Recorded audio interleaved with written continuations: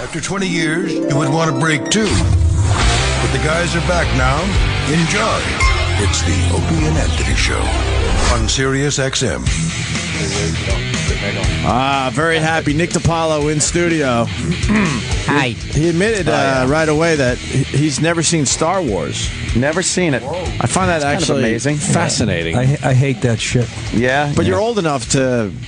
You fell right into the thing when it came out. You were probably of the age that was right in the demo. You didn't want to see What it year even was then? that? 77? Oh, I was into porn by then. I was 15. Yeah. But all these years, you would assume you would just... I did. See it somewhere. Like 10 years ago, it was on HBO. Yeah. This nice volume. Who built this piece of shit? The cutting in and out. No, it's the buttons, fucking whatever. Oh, all right. But I tried watching like the first 5 minutes. Yeah. You know, a talking bowling trophy and a fucking black guy with a hat. You got to suspend your disbelief. I can't. I don't fucking. It's like Scooby-Doo. I hated that too. Everybody likes Scooby-Doo. I'm like, what the fuck? Then cartoons, you know, Foghorn Leghorn, a fucking anvil would fall on a raccoon's head. That's funny. Right. Scooby-Doo is just a detective show. You could use real actors. Yeah. Right. I never liked Scooby-Doo either. I liked the old Warner Brothers cartoons. They were clever and funny. But like Scooby-Doo came out, I was like, this sucks. The animation was terrible. The Scrappy-Doo days were better. When his nephew would come, you'd go, that's adorable. And they would be surprised every time when they had to pull the mask off. Yeah. Oh, yeah. When were they going to learn that? Boy, they didn't. Yeah, that the criminals like putting masks on. They didn't change up the plot line of those shows. Oh, my But it was like watching a regular TV show, only animated. Right. You know, cartoon, the whole idea is to have shit happen in, like, that a human couldn't survive. A shotgun right in a duck's face, and his bill spins around his head. Type of shit. Wait, slow down. You can't show that anymore. Yeah, they took all that off. They took all that off TV. Yeah. One of the funniest things was Pink Panther. I still remember the scenario. Like a piano fell on his head and it crunched him, and he was all wrinkled. Yeah. So he laid himself on an ironing board and he started ironing. And then the phone rang and he left the iron in his stomach and it burnt a hole through his stomach. Brilliant. And then he put a clock in where the hole was in his stomach and the alarm went off and he vibrated out of the fucking brilliant scenario. Yeah, but that could never happen. Oh, exactly my point. Although you don't have many dogs solving crimes either. Unless the woman's like, where did I lose my peanut butter? He's Detective Scooby on the case. Shit. What's going on, Nick? Well, I'm here to plug Caroline's again. Nice. It's like, what is this, 1999 all over? Fucking Jesus. When this weekend? Caroline's? Caroline's tomorrow night, Saturday night, and Sunday night. All right, cool. Yes. You're not doing it tonight? Huh? Thursday? No. You know why? I'll tell you why. We had a battle over money, and I ended up winning the battle on money, and Lewis knows I hate working Sundays, so he gives me the Sunday instead of the Thursday. Little fucking twist. That's my theory. I don't know. It's probably a good theory. You know what I mean? It's probably a good theory. I think it's a good theory. He hates Sundays. Yeah. Let him have Sunday. Yeah, no, it's okay, Nick.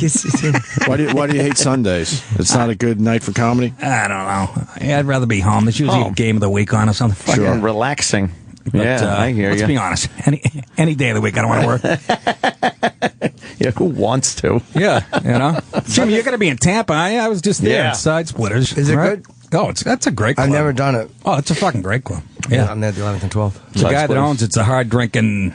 Really? Bobby, oh, yeah, he's fucking great. He brings me to a steakhouse the minute we get there. Is he Irish? Bobby Jewell. I don't know. I don't know what that is. He's a New Yorker, but he, went to college in Staten, but he smokes like 3 packs an hour, drinks whiskey by noontime, get a quart of whiskey. And he picks me up, he brings me right from the airport to a steakhouse. Ooh, sounds nice. And had I ate 70 pounds of red meat. This guy already had prostate cancer, and he's eating like steak bigger than his forearm, drinking Good for him. I beat it. He's back on the cigarette. But that's a great club. A lot of whoas come in and out of the place. It's nice. You got to respect the guys that aren't affected by that stuff and just go right back to their lifestyle. Right back to it. That amazes me. You'd think it's like, well, this was quite a wake-up call for me. Fucking keep smoking away. I love it. Real men, they just keep going. Yeah. I'm reading the fat grams in the Twinkie package. Right, exactly. Like a twat. Like some bitch. Like a titless wonder. You're Pussy. But shit. Me and Nick were talking about the whole Obamacare thing and just politics in general and how this nation is just doomed and no one seems to be waking up. well, they can't. Dancing with the Stars is on, and Exactly.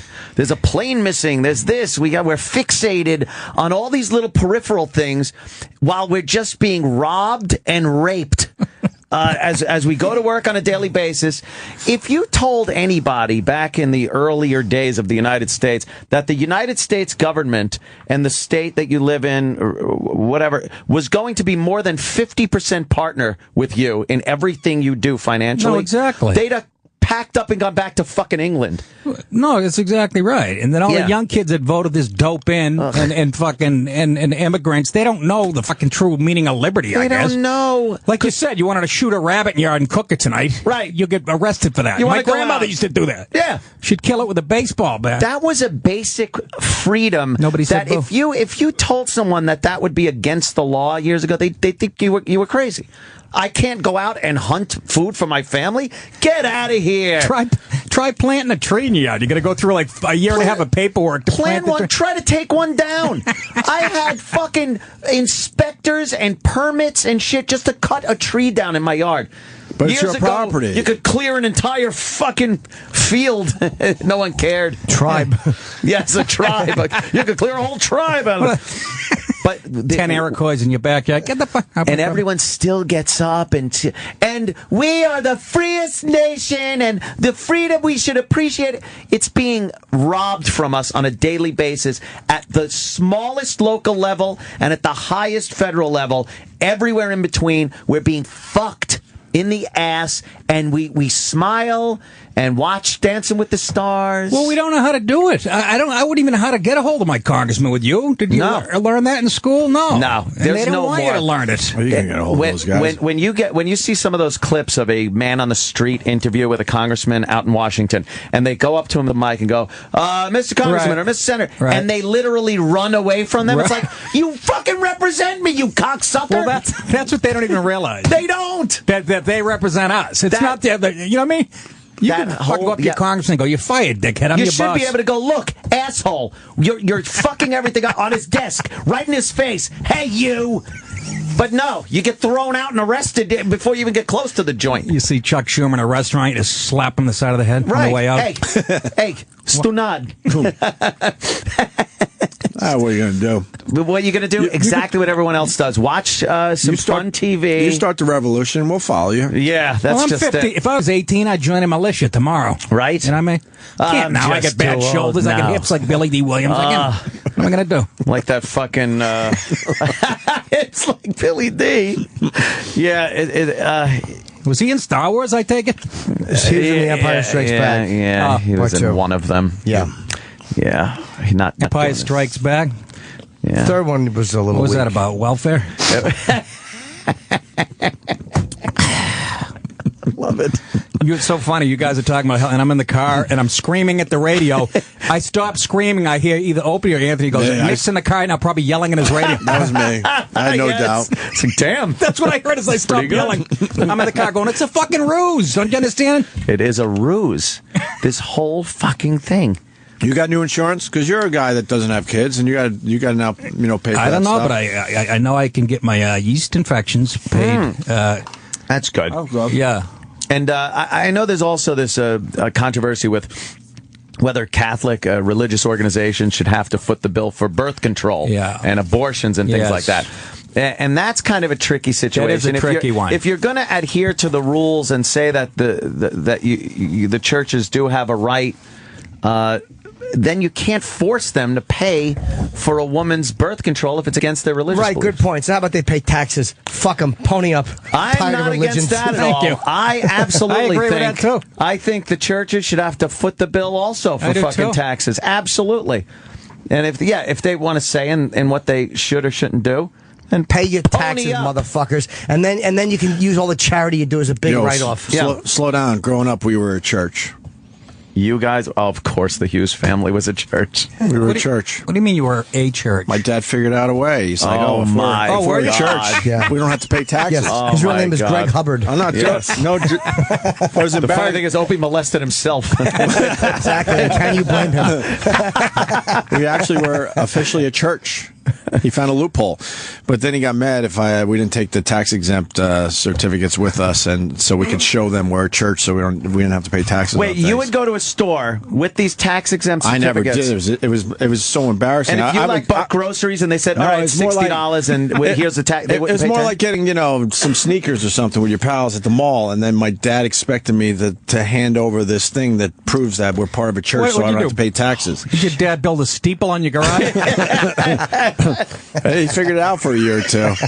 But what store Stained glass owner windows even in knew the about that? I don't know. This is Like, did you have store owners go, what is this? No, you pay it was taxes. some I don't kind know of what tax exempt certificate that you handed in. I've never Really? even Where'd heard you of get that. I never did it because, like I said, I'm a teenager. I was mortified. Yeah, that's embarrassing. So I had to go home and just lie and go, yeah, we did it. Got Yep, big it breaks. worked. It worked. How long did that scam go for? A few years, a couple of years. Buying yeah. 1,000 Hot Pockets for our flock. Little loophole. Wow, I think they man. closed that loophole. Your though. old I man's don't- brilliant. I don't think you Wow. could just start a church like that anymore. There were people that would always do that. I like the There was no services or anything. Everyone, you understand this, right? It's a different type of We church. just were a church. the church of the tax exempt. You were- Exactly. You were Yeah. the original Westboro Baptist. You make your sign, stand outside the funerals. Yeah. Yep. Our fucking Lady of Wesley Snipes. Well, you got to do what you got to do. My dad was smart in that way. Yeah, huh? I guess. He knew he was getting fucked in the ass, so he had some workarounds. It was always We all have somebody workarounds, right? Always somebody talking about the taxes and saying, the law says you don't have to pay your taxes. You ever see those? You get them on like Facebook. It's like, Yes. all right, yeah, you give it a try. Let me know how it goes. worked. Well, wasn't there remember there was some couple up in New Hampshire? Remember that they hadn't paid? That wasn't paying their taxes Yeah. because they said, no, it's not a law. Where are they now? They're You don't rotting in a have- jail somewhere? Wesley Snipes went Exactly. to jail for that. He listened to that, and that was why he went to jail. You tell them that. Hold on, It doesn't hold up in court. we got a very pissed off guy in Philly. What? Pissed at you and you. Uh-oh. That would be Nick and Anthony. I He didn't point do to me and anything. Sam. I like Obama. Jake and Philly, go ahead. Yeah, I want to talk to the old, bitter millionaires. Gonna wake my kids, Jake. Millionaires. I'm selling weed to kids in the afternoon out by my house. Sir, what seems to be your problem, Jake? My biggest issue was your guys' bullshit cop-out argument of, a couple generations ago, they would have gone crazy if they see what we're doing now. That's such a bullshit argument because literally 3 generations ago, they didn't know what fucking airplanes were. You have to evolve with the time. Don't get me wrong.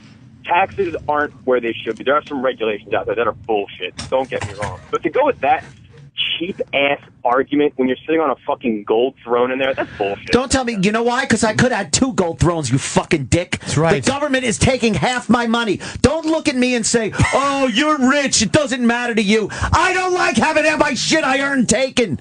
You try it, asshole. It's not a How about 50%? We'll do a percentage thing. How much do you make a year? Let the government take half. How will you feel? Fuck you. I love how this guy thinks he would handle it Hey, this is differently like if he Meet had the more Press. money. Exactly. No one and would- if you had money, you'd fucking just tra-la-la, throwing it around to everybody. Right. Fuck off. And it's not a gold throne, sir. It's a black seat with a fist on it. Exactly.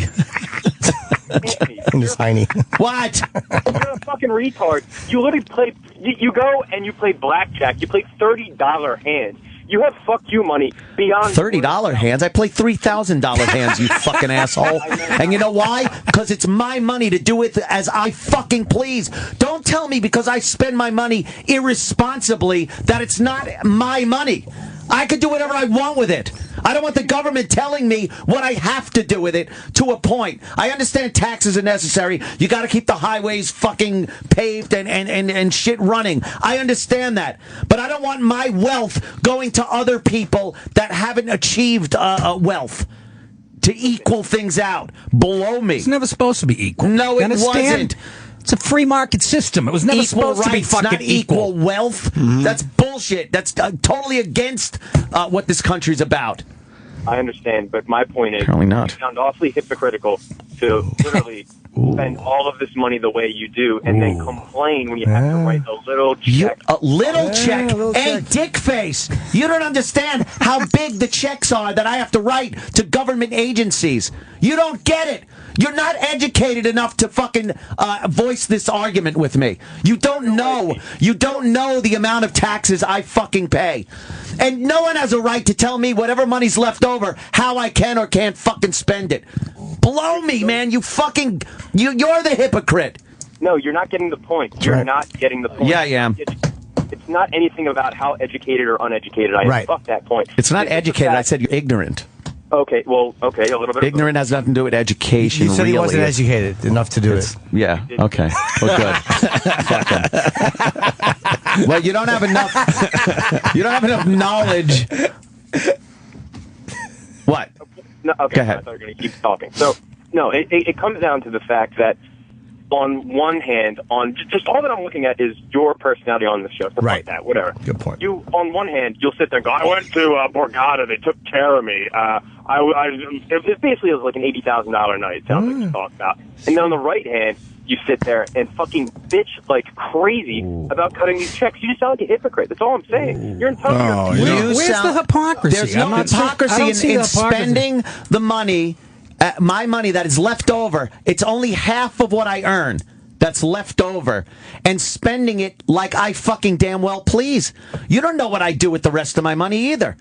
You don't know what I'm doing with the half that I'm allowed to keep. I talk about going to the Borgata here on the show. What do I do with the rest of it? Think Tell me. Gary Glitter and Pete Townsend. Exactly.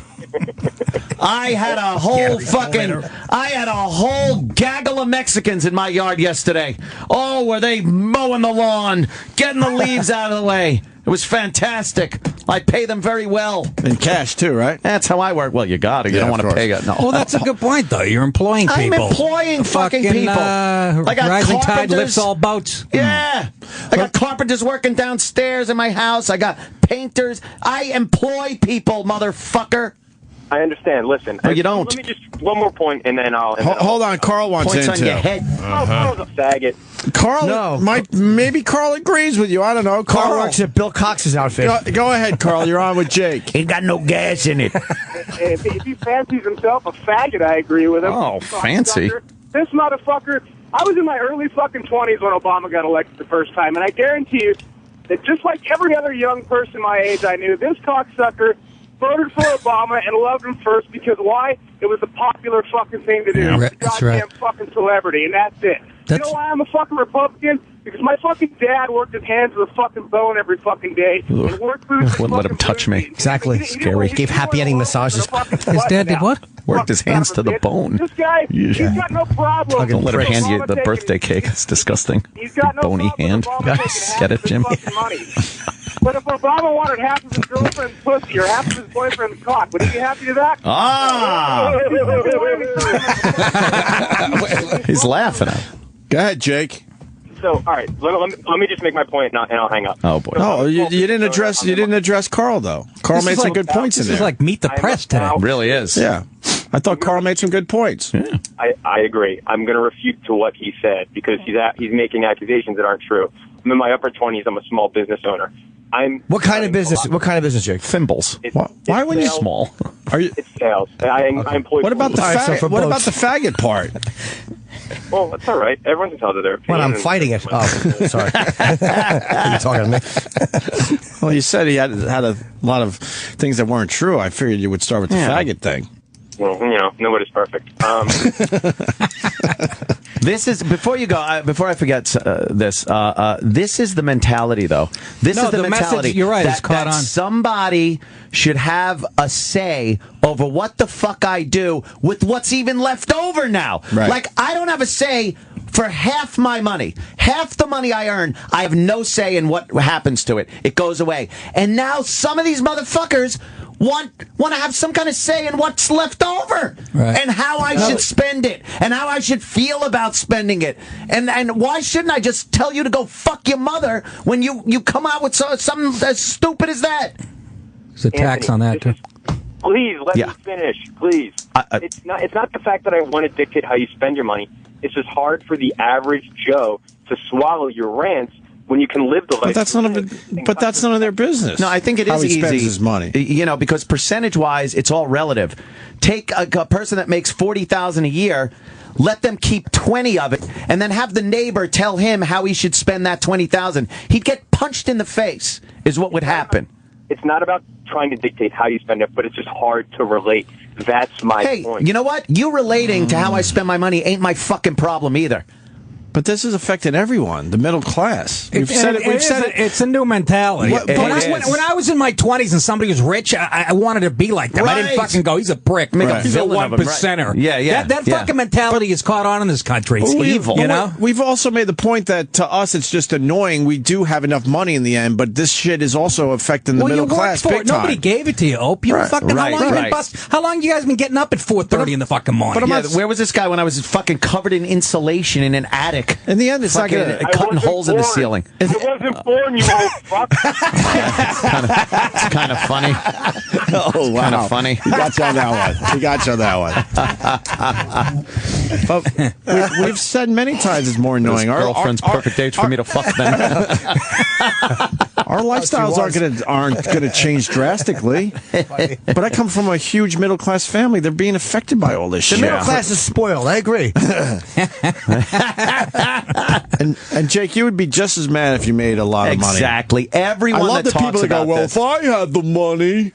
No, guys, all right. You would do the All of a exact sudden, same thing. He gets successful. He would try every fucking loophole in the tax system to keep as much money as he could. Right. He'd be angry at every check he has to write to government agencies. You're lying to yourself. I'd be having bake sales and give the proceeds to people of color. Exactly.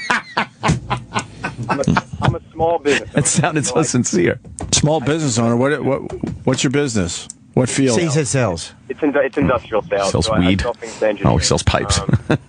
Exactly. So it's a small business. It's for people. I write those checks. It sucks. All my point simply was, it's just hard for the regular person like myself, who I do a fairly good living, to hear someone spend. Well, let me make you understand then. $30,000 That's what you have to relate to. If you're successful, you get to spend the half of your money you're able to keep in a way that you want to spend it to entertain yourself, to have fun, to be responsible, to keep a roof over your head, to keep your family safe and healthy, and keep loved ones in maybe a car, whatever. That's how I spend my fucking money.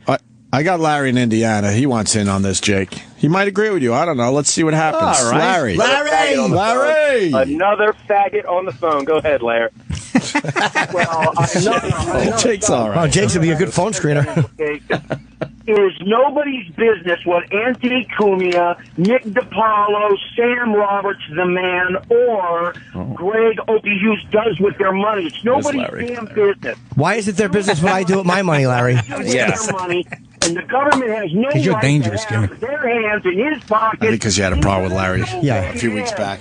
He's the religious But hold guy. on, Larry, how come it's okay for them to know what I'm doing with my money? Yeah. What about Jimmy Norton? Little Jimmy Norton has some how money. come? I have some money. He's got a few bucks in his back pocket. A couple of shekels. Right. I think Jimmy's made it public what he does with his money. That's true. He's got a urine-stained pillowcase. It's true. And that's against what the Lord thinks. I'm paying And for Larry's a God people. guy. Sexual reassignment surgery, one lucky devil at a time. I'm mortified and embarrassed that I forgot James Norton. Will you ever forgive me? Yeah, you should. I will, Larry. It's understandable. Larry.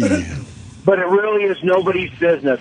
The government is so involved in people's lives that you can't get free of government, and that's what our country was supposed to be. That's what it was founded on. We're past the point of any type of That's what it was revolution founded or on. anything. I'm not going to get off my couch. No, who is? Well, We're past the point of any kind of revolution that's already been proven to work. I mean, any kind of revolt of the people, that's gone. That doesn't happen. And if it did, it's such a small pocket of people that they're just put under as nuts and lunatics and right-wing fanatics. So we're in a position where they've actually succeeded in quelling any revolution that might start. It's got to be a different type of revolution. But again, there's too much it's good hard shit to on start TV. a revolution. I get the MLB package, for Christ's sake. Yes, I mean, see? fucking- Exactly. Right. It's crazy. The season just started. Jake, what do you got? What do you got to say to Larry? We're going to have to agree to disagree, I think. Oh, come on, I need to go. Jake. Like that. Jake. I'm sorry. I fought a good fight. It really has gotten invasive, though. The government invasion is just, it's really sickening. Of course it is. But both sides do it, and that's why it's like the Democrats do it with your fucking money, and the arch conservatives do it with religion. It's like, just stay out of my fucking business. But one day, let me just say I should.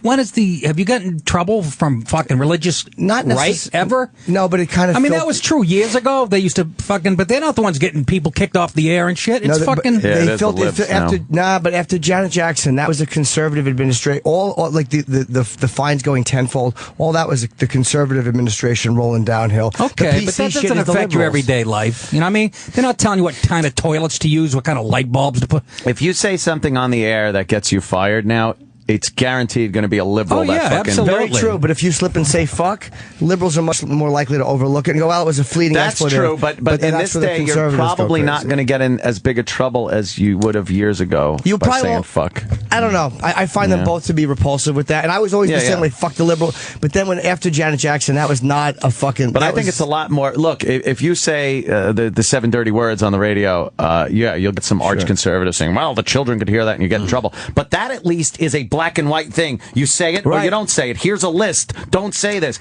This vague, obscure, ideological bullshit that they could pull out of their ass, and all of a sudden you're a racist, a homophobe, a fucking misogynistic. That shit can ruin your life. That fucks you. That can ruin your life. Right. It has. You ruined many people's lives. You say fuck on the air and get fired, you could get another job at a radio station. And CBS could find what, Jimmy? What was it? It was like $5 million for a network that brings in $1 billion a week? No, I'm saying also, like, you know, they want to dictate who can get married. Like, they both have their fucking where they want it. Everyone wants freedom, but everyone is comfortable removing other freedoms that they don't like. It's an irritating American thing that we do. We all do it. But the right, I just don't see it as pervasive on the right. They used to have that juice, but the religion. I think it's annoying, but as far as being pervasive as the liberal left and what you can say in speech codes on campuses and all that. That's all a liberal thing. Is the fucking language and the PC, and you're a phobe or an ist. I think it's a lot more dangerous on that side.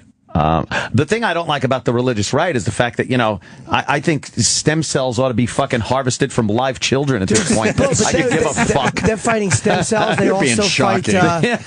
You're right, Opie. They also fight. Again, gay marriage is a big thing. That's a big part of the population, and the fights. Yeah, but they have gay. I mean, the Catholic Church is talking about having gay priests and stuff. It's not like they're not bending, and they're not trying. And they're not supposed to bend. Right, you know, right. A religion is an institute. It's not supposed to change with the times. Right, it's supposed to be. I don't agree with. I'm not even religious.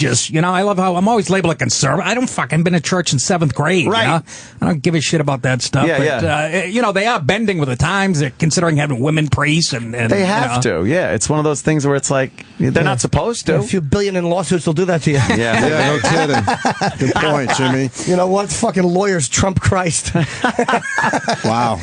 Great point. It's a good name for a band. It's just annoying, and it seems like in this day and age, in this country, and I think a lot of people are under this misconception, although the misconception is kind of turning into reality. It's like we're given our rights. It's like the government is allowing us to have our rights. And that isn't it. These are rights that are like God-given just as inalienable rights that you're supposed to have for just being. You exist. Here are your rights. And these people are supposed to protect them. Yeah. Not protect those rights. Tell you what now, you walk around and you're walking on eggshells all the time because it's like, they could take that away. Oh, boy, they're curtailing this right. They're not supposed to ever be able to do that. But it's become such commonplace that dummies that aren't educated as to what the Constitution is actually believe they jump on the bandwagon. The rights were given to you by the government to regulate as they please. Right. So there's never an argument because they're stupid. That's right. And it is an inalienable right, which was eventually granted to everybody. You're right. Eventually. True. This Times change. We got a good call coming in from, I'll go against that argument, though. Old tall hat Budinsky. Not even him. The broads. They're the ones voting in Obama. Christ. Dan in North white Jersey. suburban housewives. He wants in badly on this one. Go ahead, Dan. Hi, Dan. Hey, what's up, guys? Dan the man. Dan, thanks for the call. Go ahead, Dan. Okay, I want to start off by saying, Anthony, I really I agree with like 95% of your rant, and I really do appreciate you fighting a good fight for us. I want to say, though, I think what the other caller was trying is, well, not so much because you have a small business, but when you're really struggling and you see how much these dickheads take, like, it really is, it's disappointing to the fact where you can't. Are you calling from a prison day room? We can't hear you. I know that you're echoing, and I understand that point. But what do you think? I was born into the Getty family. I fucking worked half of my life. I worked at a real job where I carried heavy things. Yes, Estelle Getty. No, the photographer image. Yeah, that's the first one. I can remember. I should have said Rockefeller. I know. What an obscure. What do you think? I'm a Hess. Rudolph. No, you're too conservative. Yeah, I worked for a living. I understand what it was like to struggle. We were poor for most of our lives. I looked at, like Nick said, I looked at people that were well off and successful, and I didn't look at them like, that motherfucker, oh, fuck him. I used to go out on, I was working, I would go out on my mom and Sal's boat and see these giant fucking boats at Watch Hill and be like, I want to fill them up and send them back. It's a good start. And, But I never looked and said, oh, that scumbag, that fucking guy with his money, why did he buy a boat so big? He could, it was something to aspire to. But I don't understand what these guys are listening to, because of course you're ranting a lot about it. But then we, go to the phones and we get so many people that are from the middle class that are going through the same shit. But it really hurts their lifestyle. And this Obamacare why don't you hear that part of it, Dan? The middle class is paying for the subsidized health care. Right. So it's being taken out of their pocket. If you're a middle class guy and you don't have kids, you're not going to have a pregnant wife, all of those premiums that you pay for that goes to subsidize low income people that will get pregnant, have kids, need the orthodontia, whatever. So it's taking from the middle class who's already struggling. Joe wants. Why don't they see that? Joe's on the same point. What do you know, Joe? Where it's tough to understand where you're coming from. Go ahead, Joe. Yeah, well, guys. Basically, what I was going to say is people are angry at Anthony for the wrong reason. I don't think they understand the nature of how he pays his taxes. So he gets, I assume, without prying, that you guys get a check every 2 weeks or a direct deposit or whatever for a large amount of money because your employee's at a company. However, and therefore you're I don't get that, though. I'm just using this to get the exposure, like my aunt would say. Money doesn't matter to us to the point I don't even know how much I make and where it goes. I don't know. I just ask for cash. Right, I just say, pay me in cash under the table. Exactly. I haven't seen a pay stub in I don't know. years. It goes to the accountant. Oh, God. Offshore. We're hiding all sorts of money all over the place. I'm going to be that guy that just is like, what? I have nothing left? Yeah. I have a PayPal account in Switzerland. But, okay, we get money. right. Yeah. So Do we get paid weekly? I really don't know. It's bi-weekly. Is it every 2 weeks, yeah. Every 2 weeks. All right, we get paid every 2 weeks. Like curious weekly. Okay. However, Curious. It's a hint. however, there are plenty of guys where the anger is directed, usually, who own a company and decide what their actual salary is, like taxable at 40 or 50%. Right. So that's, say, like $250,000 a year. However, they have stock options and all kinds of other shit, which is where they make their millions that they can put in overseas accounts. They get taxed at a much lower tax rate because it's income tax, something like that. This accountant talk is great, but did he blast one? No, my chairman had a squeak. So the point is, that's where the anger should be put. Because guys like me, who make all cash income and only $50,000 a year, still get taxed at 40 or 50%. But I can't take advantage of tax loopholes because I don't have that fucking shit. I can't afford to have those types of investments. And it's just the nature. So why blame the guy? Why blame the guy that's taking advantage of all the loopholes that are available? He's not blaming you, Anthony. Oh, I'm not him. I'm blaming the guy. I'm not blaming the guy. I'm blaming the system. And when a guy gets to that point where he can take over, trust me, I don't have that mentality. The system, man. No, I'm kidding. Don't worry about it. I understand your point, sir. Thank you. You're a saint. All right. No, I do. I get what he's saying. We got a major problem here. Uh-oh. Yeah. What happened? John in Indiana. Nick DiPaolo's going to be at Caroline's this weekend. Friday, Saturday, and Sunday. Why is that a problem? Is there someone else booked? John, John, go ahead. Hello. What's up? Shame on Opie, Anthony, and Jimmy for being successful. Yeah. Shame on you guys. Why? So you guys did the right thing, and shame on you, and it's retarded for these guys to attack you. What about the faggot thing? Yeah, what happened to that? That's made up. Just get on the line. At least he's honest. Why? What had he said? He really doesn't like us using that word. Shame on Opie and Anthony for being successful. But I never got into radio to be rich, by the way. It just happened. No, absolutely. Opie, I know that. You know, I'm a fellow Long Islander. I'm not going to say from where. You're not even from Indiana? The conch. I think Man, this guy lied about everything. Is your name at least John? We got Anthony Fugazi on line 2.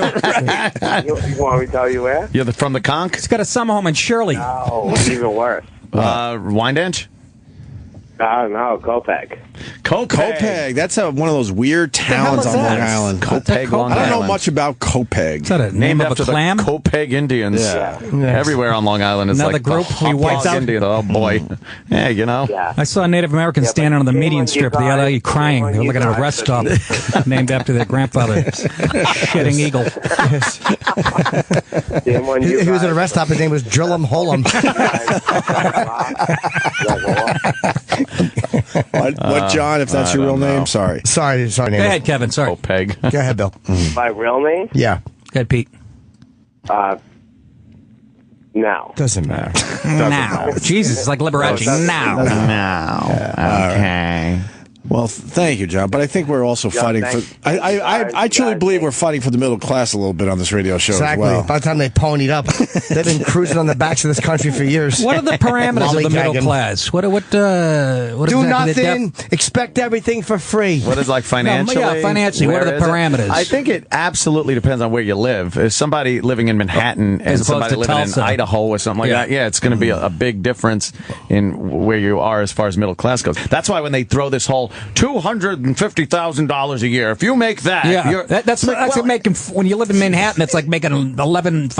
I make that at Exactly. Caroline's. Oh, Jimmy. You do. You're a little fucking businessman. I'm fucking shit anyway. And I make that at Car. I say I want all the drinks.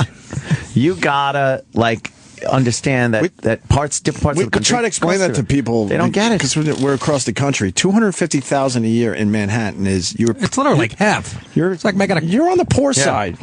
You're not owning. You're not owning. You're with renting. That's why I just bought a You're house. not renting. I bought a house in Peekskill. Yeah, see? Nice.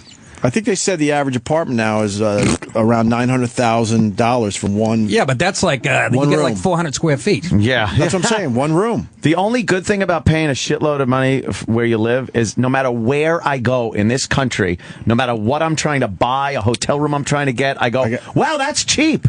Yes. Doesn't matter where you go. Hotels are amazing in other parts of the country because we're used to paying $500 a night in Manhattan. I go to Rochester a few times a year and going to the best bragging. restaurants and What? stuff. Quick leave. I think they fucked up.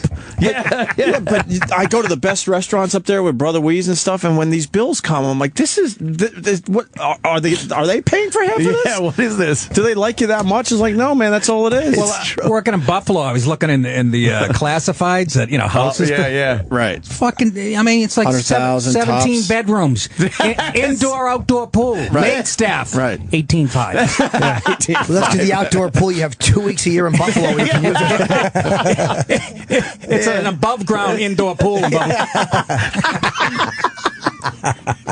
Oh, what white trash. That'd be great. An above ground indoor Put a nice pool. dome over Shit.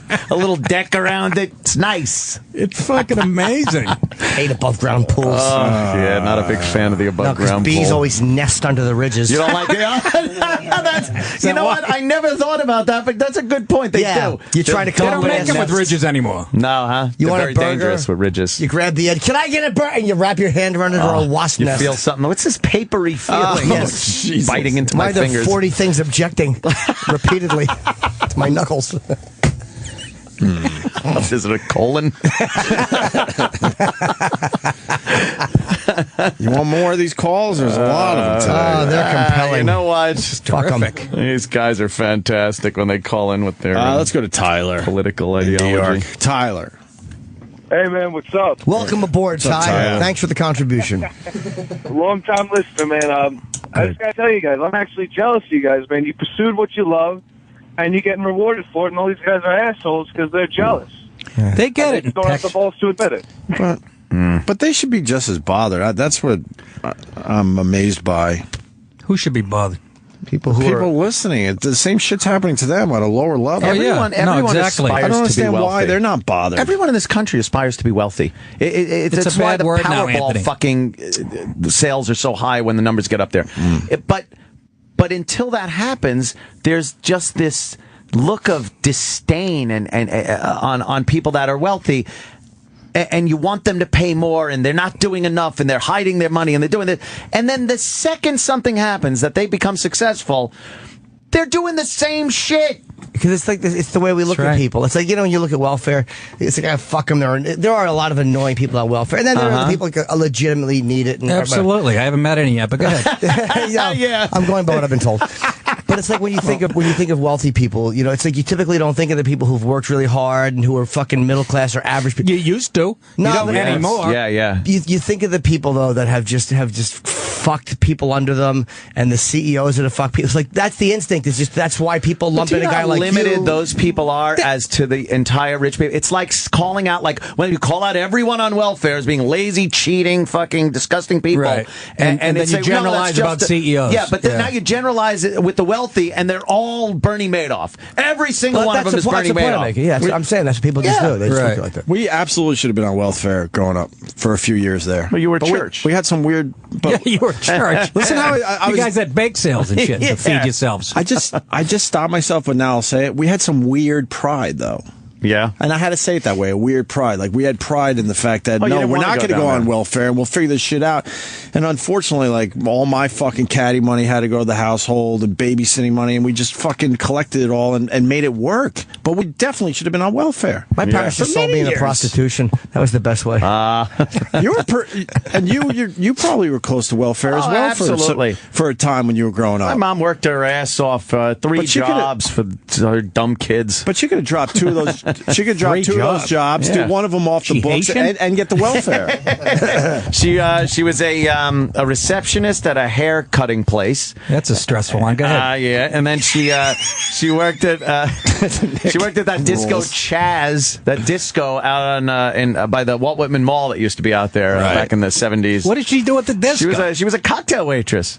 Wow, she was pretty hot back in the day. She had to wear the short skirts and stuff. Yeah. So she would do get that. Those tips, and then also and then she would return punts for the Jets on the weekend. Yeah, she was special teams wedge breaker.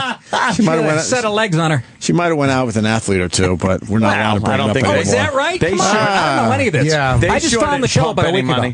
They shouldn't pump any money into that Anthony. The other things they did though. That's so mean. Yeah, no, I don't know. You know that Anthony's stepfather threatened our lives back at NEW because we talked about it? He doesn't listen anymore. He called us up and basically threatened our lives. Did he really? Oh, man, that was a scary day. Didn't like, I brought up her, she had a little relationship with Ed Glynn, the Ed Glynn. reliever for the Mets. No, yeah, pitcher, Ed Gain. Yeah. Was that Gain?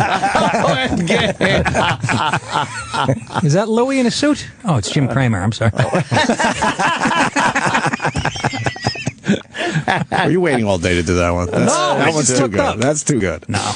But there was some kind of this, and we always had what we needed. It wasn't like, we were fucking poor, man. And another thing I'll say that's kind of based a little on that. Yeah. No one in this country is starving. No, I know. No one is starving in the United States. The fattest people are the poorest people. Yeah. Yes.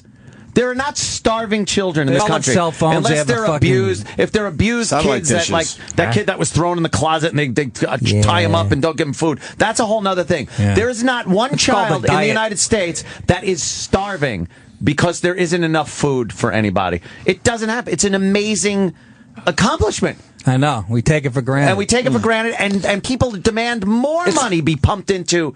It's the fairest country on the face of the earth. And everyone's crying that they're being shit on for not getting enough.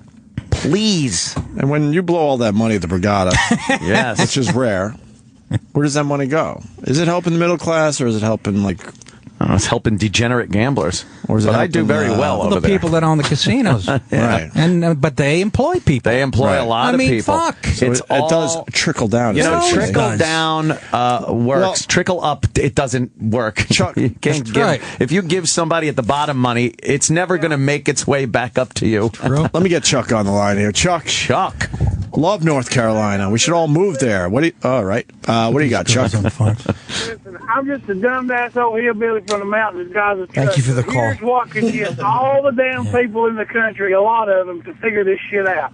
Instead of having taxes took out of their checks and all they see is what they clear in that bullshit, if everybody had to write a check at the end of the month to the government and to the state, That's true. and it showed them how much they was fucking getting ripped off, every fucking body would get It's shit. the slow boil. Yeah. This guy, as he's calling us from the roof of an outhouse. If you just cut off Negro toes and sold them, you could pay the. But you know what? He makes a good point. If you But it physically had to hand it out, Right. you'd feel it. Every You know what I mean? week, you get your check, and then you have to write a check, that would fucking- United States Treasury, and write an amount in there. You would be fucking No, livid. you would. And you know how a lot of people get pissed off around tax time, which is right around now? Yeah. We have to do that 4 times a year. Four times a year. We have to do it quarterly. And the forms, that's why the forms are so complicated. Oh, so you're God, not that's really sure what's going in and how much is coming out and what why I was married an taken accountant. during the year. Yeah, there you go. It's all guesswork. It's all because, again, like this guy said, if you had to write that every week just based on here's your pay, here's what you got to pay the government, there It would would have been be a a revolution a revolution. while Of ago. course. How do we would. get that going? Yeah, we need to. There's no politician we that's got to going turn for off our that one. phones and the TV. We got to start there. No, exactly. Which That is never how's that happened. gonna What's happen? That's never I wasn't happened. listening. I was texting. What? Right, exactly. What happened? When Dancing with the Fruits is on, I couldn't get off the couch last night. I was watching the Sox and the Bruins at the same time. Yeah, Wow. see? How are the Bruins? I don't even know. I'm out of hockey. Best team in hockey. Are they really? I'm so out of hockey this year because my Islanders. They are lost just- their first game on the road since January last night. Really? So maybe And their first game, they've lost 3 times in 30 games. really. Best record in hockey. All right, I'm pushing for the Bruins. I'm all in. Oh, shit. That's the jinx Why right not? there. Anyways. That What jinx. else do I got? I don't got. Here's The the Islanders suck. Here's The the who? jinx. The Islanders. I haven't Yeah, lived in exactly, the Buffalo who. in a while, so I can't root for those What guys. about the Sox? I know it's only a couple of games in, but They're going to be all right. Are they looking good this year? Well, fucking Leicester pitched lights out opening night and loses. But Baltimore, who's, that's a good team. And last night, Big Travis Poppy loves went Baltimore. deep and Napoli went deep. Poppy. Enough of this guy. I know. Enough with Poppy. He runs like guy. Babe Ruth. He's got baby steps. Giant You know what I fucking mean? man. He runs around the bases like he's got fucking retarded feet. and That's then why he's got to fucking hit home He runs. does. He's not gonna so he could just beat out a slowly single. jog around. Yeah. He's one of those guys who can't keep his shirt tucked in I for one inning. And Napoli, too. Napoli right. has a shirt unbuttoned down like his belly button. He's just a big, strong Italian guy. I love how baseball could just have literally slobs in it. And That's why it's a great sport. And they do well. You'll never see Jeter's shirt come untucked during a Yeah. game ever. But these guys, man. Should be interesting this year. Yeah. Yankees stink. Why don't we take a break? We got Nick DiPaolo in studio. Absolutely. I don't know why. I mean, people should certainly go to Caroline's and see Nick. Hell yeah. Yes. Tickets got to be good, right? Ticket sales. I don't know. What's your definition of good? Oh, I don't know. I have no idea. What I'm saying is they I should did be good really in good. Tampa. I should be able to do good in my backyard. But that's not how it always works, right, No, Jimmy? absolutely And not. we It's weird. and we haven't seen you since the Patrice benefit. You killed. That was fun. Yeah, that was fun, man. That's the last time I killed about 3 months ago. Oh, Nick's stuff. I'm is trying to do all new solid. shit now. Well, how about him? He walks out and rips the tits off a Yeah. top. I didn't see Jimmy. Makes it to look be too honest with easy. you. I liked But it of too course because Jimmy killed. it was less somber Right. this year because it was like another year Right. removed, and Yeah. not that no one's thinking any less of Patrice or anything, but it was just kind of like nice to be in the back area where it wasn't just kind of So Yeah. we were laughing and having a good time. I didn't even know Mrs. O'Neill. Do you know, I met her once during Tough Crowd for like literally 3 seconds. Yeah.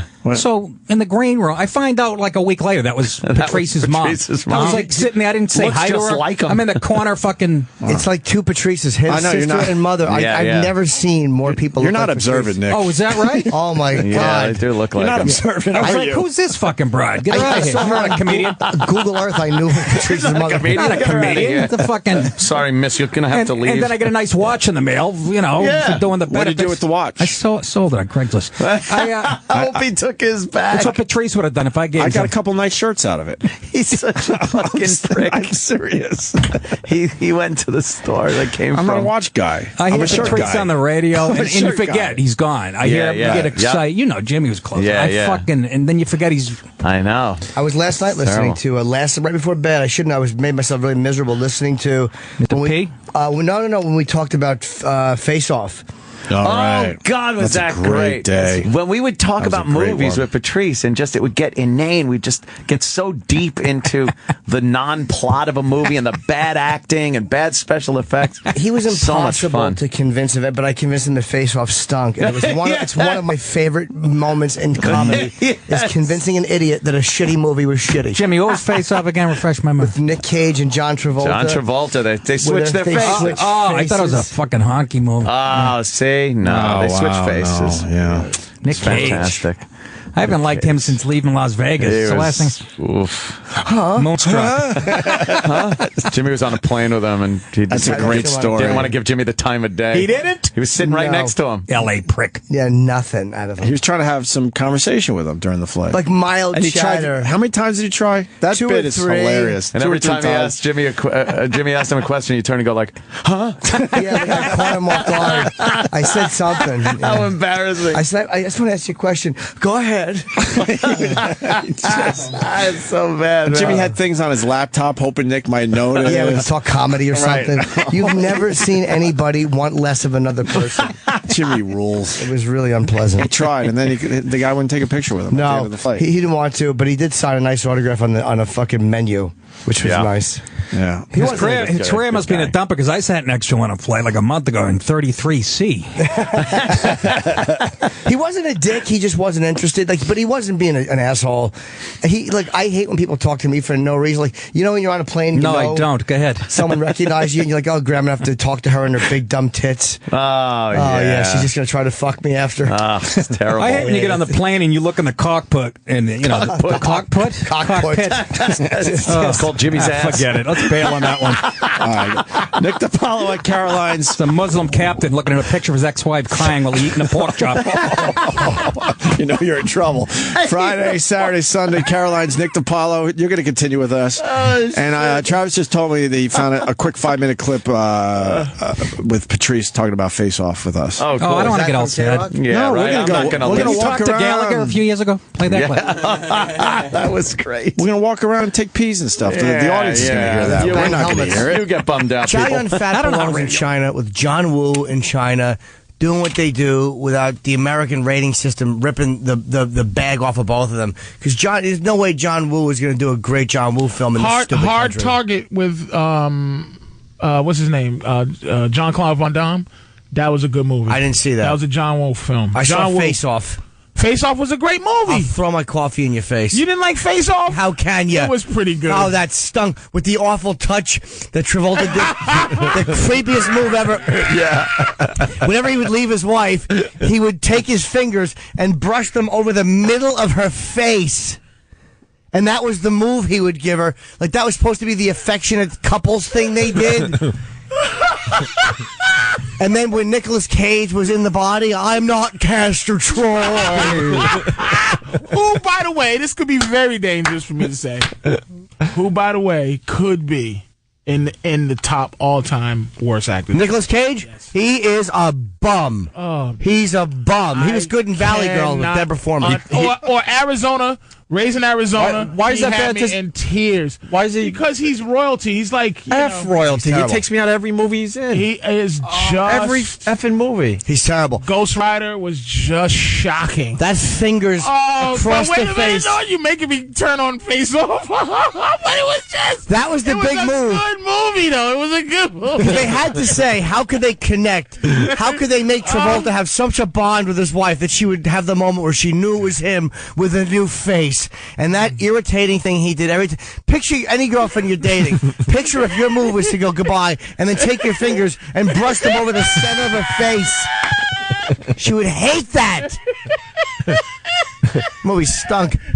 Bunch of doves. It was horrendous. I gotta go see the movie again. I gotta see it again. It was terrible. I know we gotta take a break there. lack of hair, but give us a minute here. I think that movie did stink. I'm sorry, Norton. Holy moly. It's dumb. It's dumb. Oh, his little brush across his face. Troy. This is Castor Troy. Oh, it was horrendous. That awful name. Oh, they're going around the column looking at each other. Oh, boo. Boo. That was terrible. Patrice is killing me. You're killing me. Those awful dubs. Oh, just so John Woo-ish. Oh, I forgot I take it back. It stunk. That movie stunk. I forgot about the dubs. With that dumb. Oh, that was horrendous. Oh, John Travolta and his tour de force when he played Castor Troy, the mean Castor Troy and the nice him, and they just reverse it, and they both thought they was amazing. And those dumb method actors, they probably sat there like sucking each other's vibe up as they did. Just terrible. Nicolas Cage probably put on Travolta's awful wig. Tried giving a Hummer to a guy in a 727. Oh, Face Off stunk. Oh my God! Face Off stunk. Oh, that's stupid. Castor Troy, that dumb hand. That's how I found out. Did you ever see Face Off? Of course. Oh my God.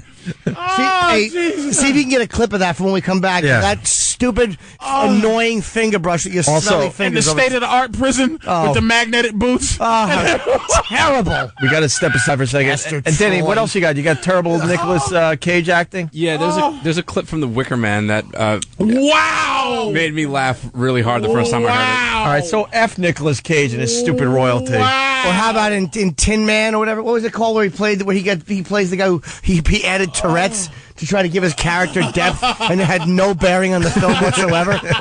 Matchbook Man or Matchstick Man? Right, yeah. He tries to add Tourette's to people like, wow, this guy really goes another level.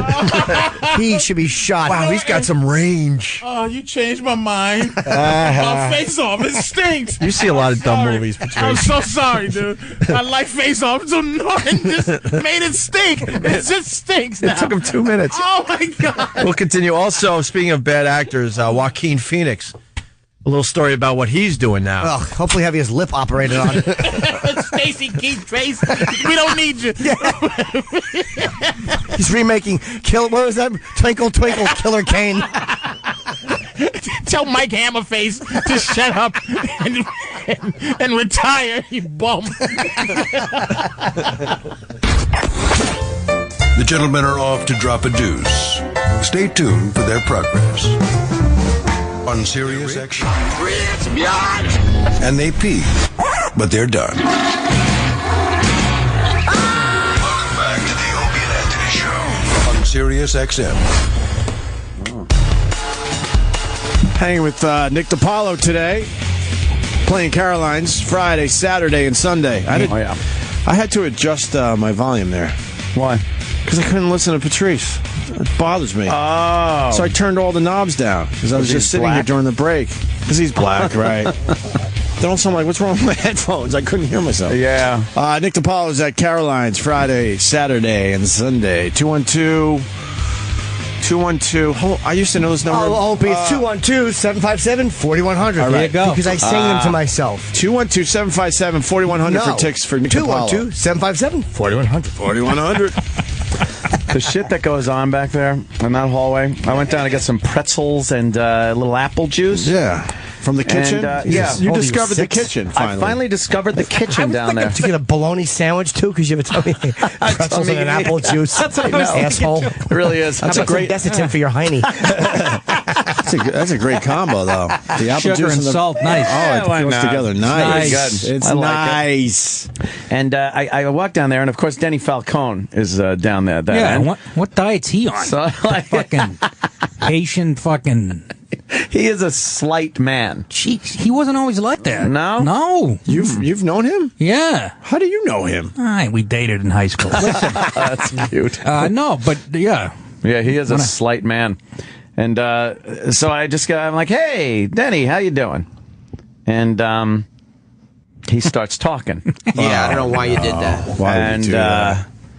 I like Denny, though. He's a good it doesn't man. bother me at all. He's a good guy. It doesn't bother me that he enjoys talking a lot. But you put them on, don't you? Sometimes? Oh, all the time. Yeah, we love. You want him on now? Or you No. You did that last time I was here. You sure? Fucking nobody even showed up at Caroline's. I didn't even know I was here. We're here to see Dennis. You sure you don't want to just no? Okay, all right. Just making sure. But then Roland pops his head out of the office. Now who's that? Wait, could you tell us? Could you tell us the small talk first of all before you move on to the Roland part? Dennis, what are you up to? Hey, just doing the log and trying to stay out of trouble. Right. That's what he calls ass fucking. The log, doing the log. I thought it was a dance.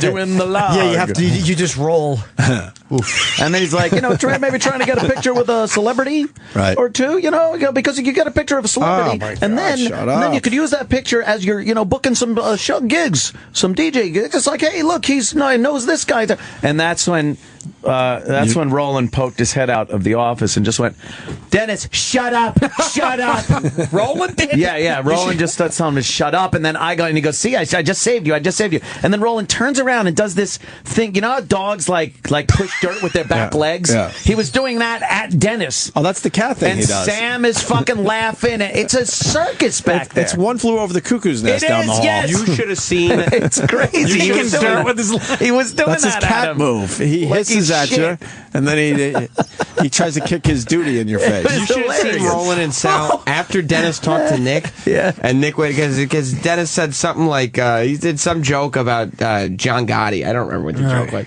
but Nick, as soon as he's in the studio, Sal and Roland just start screaming, "Hey, Dennis, shut the fuck up! That's what they do. You piece of shit! Stop talking!" I thought I was mean. I know, that's just mean. But That's crass. Yes, crass. But we think he's on the spectrum, so it doesn't even bother him. The spectrum. On the what? We think he might be on the spectrum. If you're on that's like an autistic word. But they say the He's spectrum on the now. spectrum. Oh, is that what it It's is? a certain He part might be of on the low end, the high end, somewhere in the middle. We think he's just. He's got ass face burgers. Ass face. Yes, that's what he's got. We don't like Dr. Nick. His tiny Asshole head. burgers. He's got a very tiny head. His tiny head is offensive to And look he walks at. like It a really marionette. is when you look at it. Well, And his he's legs were broken when he was young. Yeah. He was Yeah. hit by a car. He got hit by a car, and both of his fucking little spindly legs were broken. Both of his marionette legs were That's, fucking what, frazzled. that's what reminded me. I Fucking wanted breaking pretzel my heart rods. here. I saw his legs. It reminded me of pretzel rods. His little brittle, his brittle little legs. Exactly. See, then you fucking get the pretzel rods and you break them and you giggle uncontrollably. His dumb schoolboy hat flying off. His Angus Young hat fucking getting taken off by a car. I think you should bring him in here so he can below defend the himself. knickers. You sure, Nick? Well, you know. He's putting it on me. Danny, come That on is a good down here radio for guy. a second. You got to defend yourself, I'm thinking. Hey, Nick DiPaolo's got a podcast, too. Let's make sure that people know about Nick. Yeah, it's getting funny, actually. How do people get your podcast? You know, they have to get on their roof, wrap themselves in tinfoil, and face due north, and fucking only if it's raining. I don't know how the fuck. No, iTunes. Oh, iTunes. Riotcast.com, nickdip.com. Are you on the Riotcast Stitcher, network? whatever that is. Well, whatever that All one kinds is. of shit. Are you It's part? all over the place. Are you part of Bob Kelly's empire there? Yeah, actually. I wouldn't call it that, but The Bob Kelly Empire is podcast empire. yeah, no, riotcast.com. I'm part of, yeah. Okay, so go to Yeah. riotcast.com. You'll see Nick's And Nick podcast. Dip. Go to Real Nick funny, Dip. man. nickdip.com. And Caroline's this weekend. And also, I was writing some notes. I apologize, but you're working on a bit about crystal meth. But it made us laugh. I don't have anything yet. I'm not going to pull it out. But you're now. obsessed with I don't crystal wanna- meth all of a sudden. I am, because I watched Breaking Bad and I loved it, and then I watched a documentary on it. Right. You know. Yeah. And they're telling you how easy it is to make. It's is a good pretty drug. fascinating. If you want teeth of a 40-year-old squirrel, you do that. It's like, That kills me. but yeah. Is that shit that good? I don't know anyone How that has can it actually be good? done it. How can it be good? But you they have know what it's going to do to your face and your teeth. It has fucking brake fluid in it, Oh, and nice. literally drain cleaner. People Drain People cleaner. are shooting this shit into their fucking. Holy fuck! I love this country. Amazing. Yeah, a carburetor fucking cleaner and auto, like quick start stuff that you spray into the carburetor, right? Yeah. God damn. I have a great joke on meth. Oh. I'm like meth. I'm like meth. Boy, I guess bathtubs aren't just for bathing anymore. And I look. I make the look at the face. You look like what? Like I'm in Evie at the Improv in '86. You say apparently. You say apparently when you have a smart joke. Apparently. Apparently, people. Thank you for my apple. Why are you shaking? Why does he get it wrapped up in a towel like That's like because that. you don't want him Like to a bring it in newborn. with his fucking sweaty hand. I don't even wash them. My wife, then I think of the homeless people at the supermarket. Yes. Picking up your fucking guava. I don't wash vegetables or fruit. I don't believe You know what? I haven't died yet. I saw. Vegetables. There's some other people. They're people. I read a whole thing on it's that website that I go to every so often. It's a bad word. It's the N word, and then it's mania.com. And if you go there, that's Nazi the name of the mania. website. Yes, it is hilarious. I gotta say, because I go to the other side too. I go to some of these black militant websites, and they are brutal too. So it's But are they hilarious as well? Yes, they are. They're funny, very funny. So the N mania is it white? Oh yeah. People. Oh boy, is it ever? Yeah, I don't like that type of stuff. And they aren't missing words over there. But they have videos and news and there's this one news? it was just called "Wash Your Fruit" at the supermarket. And I looked at it, and it was why you would wash your fruit, and of course it was all the old stereotypes and. That's the beauty of the internet, isn't it? So some of my audio from this very program is turned up on that site too. Is there? I'm very proud. Well, you And they were like, let's never get this bad. Let's tame it down, Anthony. Yeah. The videos are great, though. You put them on. It's like that's where I found that video. A lot of sports highlights. A lot of sports highlights. I saw the video. The black guys barbecuing in the grocery shopping cart.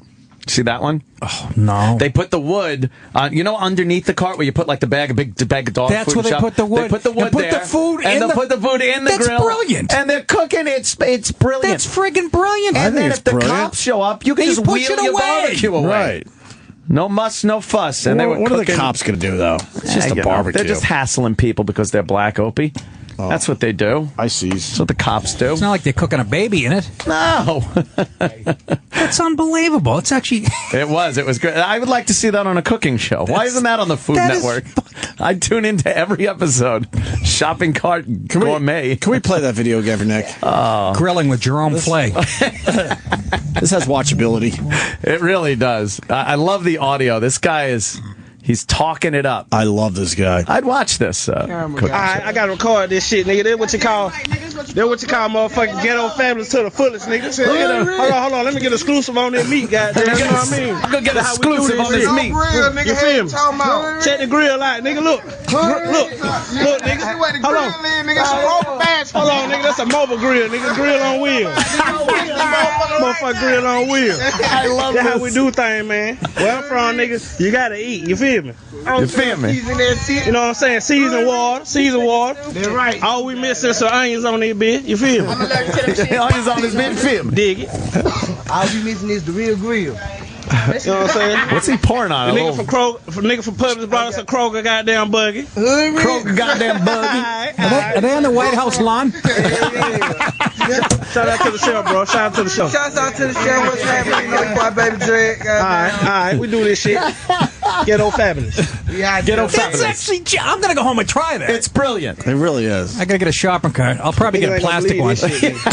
Yeah. I wouldn't recommend the plastic ones. No, but hold on, Nick. That is friggin'... It would help the plastic one. Oh, literal Jim. Nigga, you talking about the hood? Nigga, this some hood shit.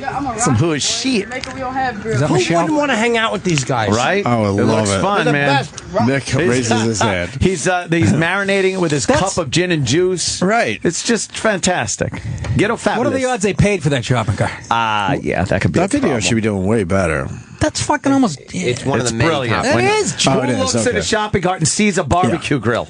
I didn't. Fucking be... I mean... I just thought, it's a shopping cart. You gotta lay the tinfoil down, though. No. You gotta. Nah, I don't know what they that's spray ghetto those fabulous. shopping carts with. That fire burns To keep it them off. from rusting. You know, Fine. after an hour after that barbecue, that shopping cart was up on wheels, missing two wheels. Missing the- They're missing the wheels on it. That was unbelievable. It's brilliant. I love it. Hold on, I was going Jeff. to buy a Weber. What an idiot I am. Yeah, fuck that. Jeff in Charlotte has more info on that video. Go ahead, Jeff.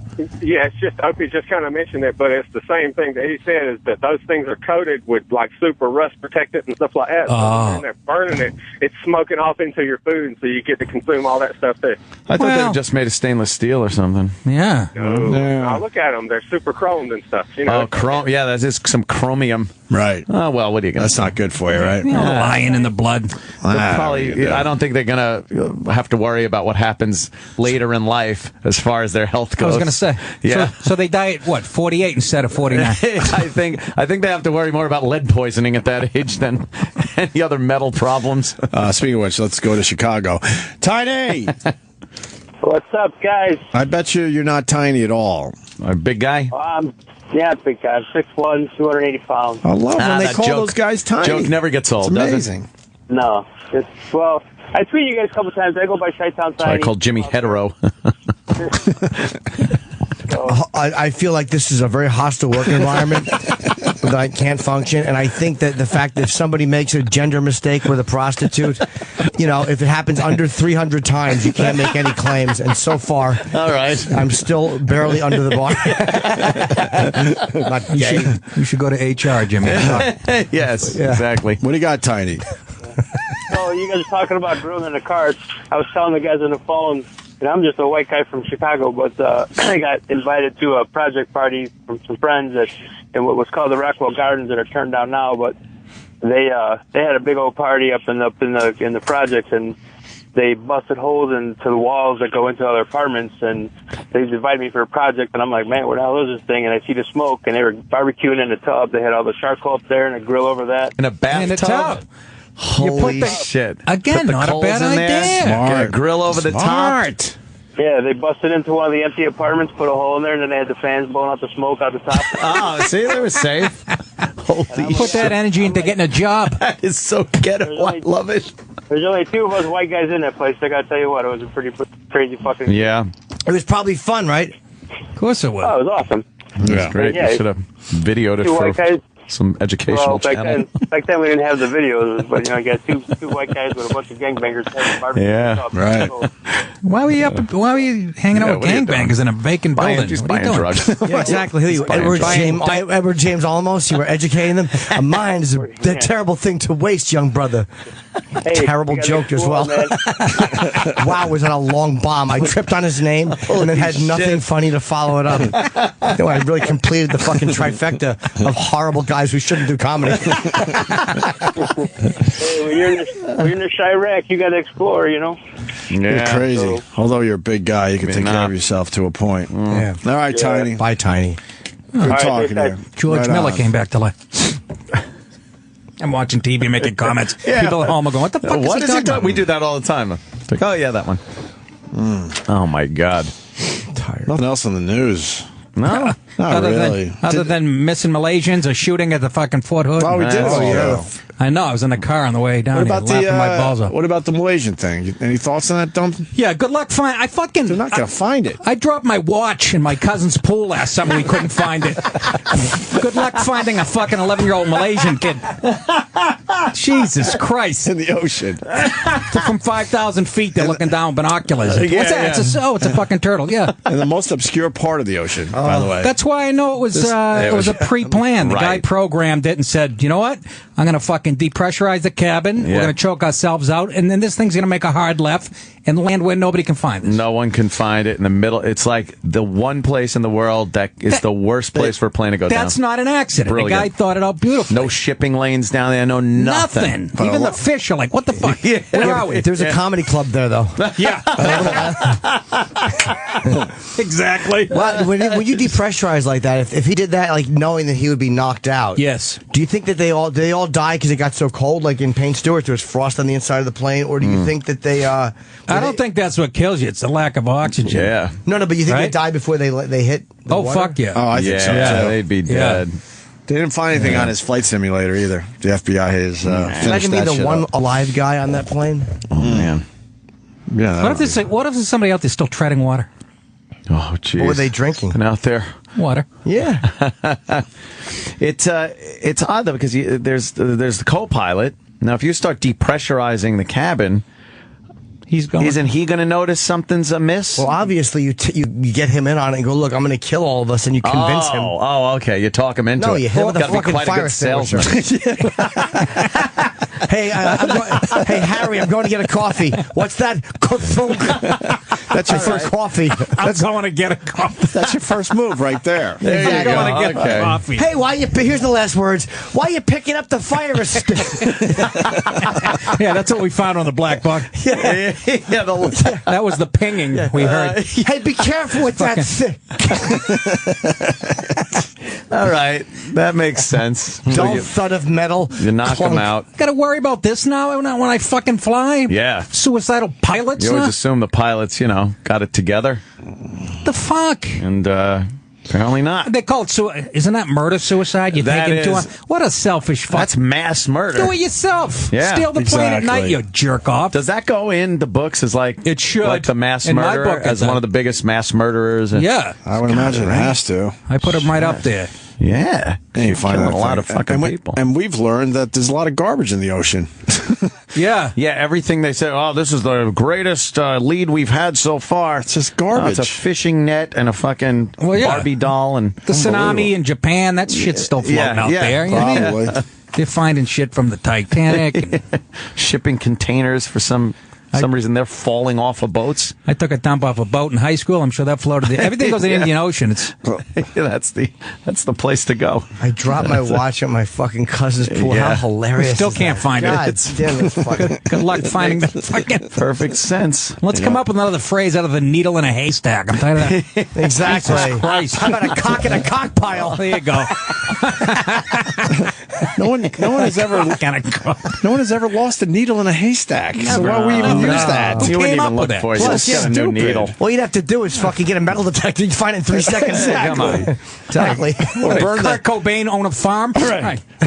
Or just burn the haystack until. There you go. What's left? The needle. You don't need the haystack. What do you need that shit for? The needle's on top. I mean, how long after you drop a needle in a haystack do you realize, oh, nerds, I needed that? They did that on Mythbusters one time, though. They? Find a needle in a haystack. How did they do it? There were a couple of different methods. One was, I think one was burning it. Right. And another one was magnets. Really Magnets? strong magnets. Yeah, or how about you fucking have a horse do it and then you search his shit? You see, A horse eating the hay? Yeah, and then when the horse goes, and tips over, you know you found it. Oh, floating the hay in water. There was another one. But look, we're learning. But the needle would never be far into the haystack. Did they? Well, you got to shake it Put around. heroin in the needle and bring out a bunch of drug addicts. You'll find it in 3 seconds. Yeah, exactly. Think. What? You got to think. Hold on. CNN has gone with every theory. I didn't hear this one. Suzanne in New Hampshire. Go ahead. Go ahead, Suze. Hi, guys. Good morning. Good morning. How are you? Good. I'm good. I was in the car the other day, and CNN was floating all kinds of theories, and I heard the tail end of an expert saying that possibly they could have given the co-pilot some kind of laxative, or they waited until he had to go to the bathroom, and then the pilot... Maybe. You know, if he leaves the cockpit. Sure. No, but no one's noticing these shenanigans. First One of all, pilot goes into the bathroom, the other pilot So gets now, up to what lock are we him looking in. for? A shit-filled toilet in the Indian Ocean?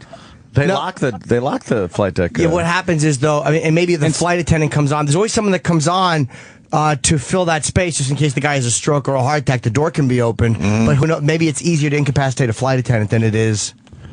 Oh, well, they did say... Yeah, sucker go punch. Get me a cup of coffee. I mean, but it was when they floated that by... Well, they also said that it could have been a black hole, so I don't really watch I'll CNN bring my for this wife into anymore. this. I do believe also that the pilot, whoever's left on the flight deck when the other one goes to the bathroom, has to put on oxygen. Why is it a deck? Does he really? I know. Oh, I didn't know that. They have to put on oxygen while... Just in case. Yeah. So that would be a perfect thing to do. You fucking Yeah, wait you till he takes a piss...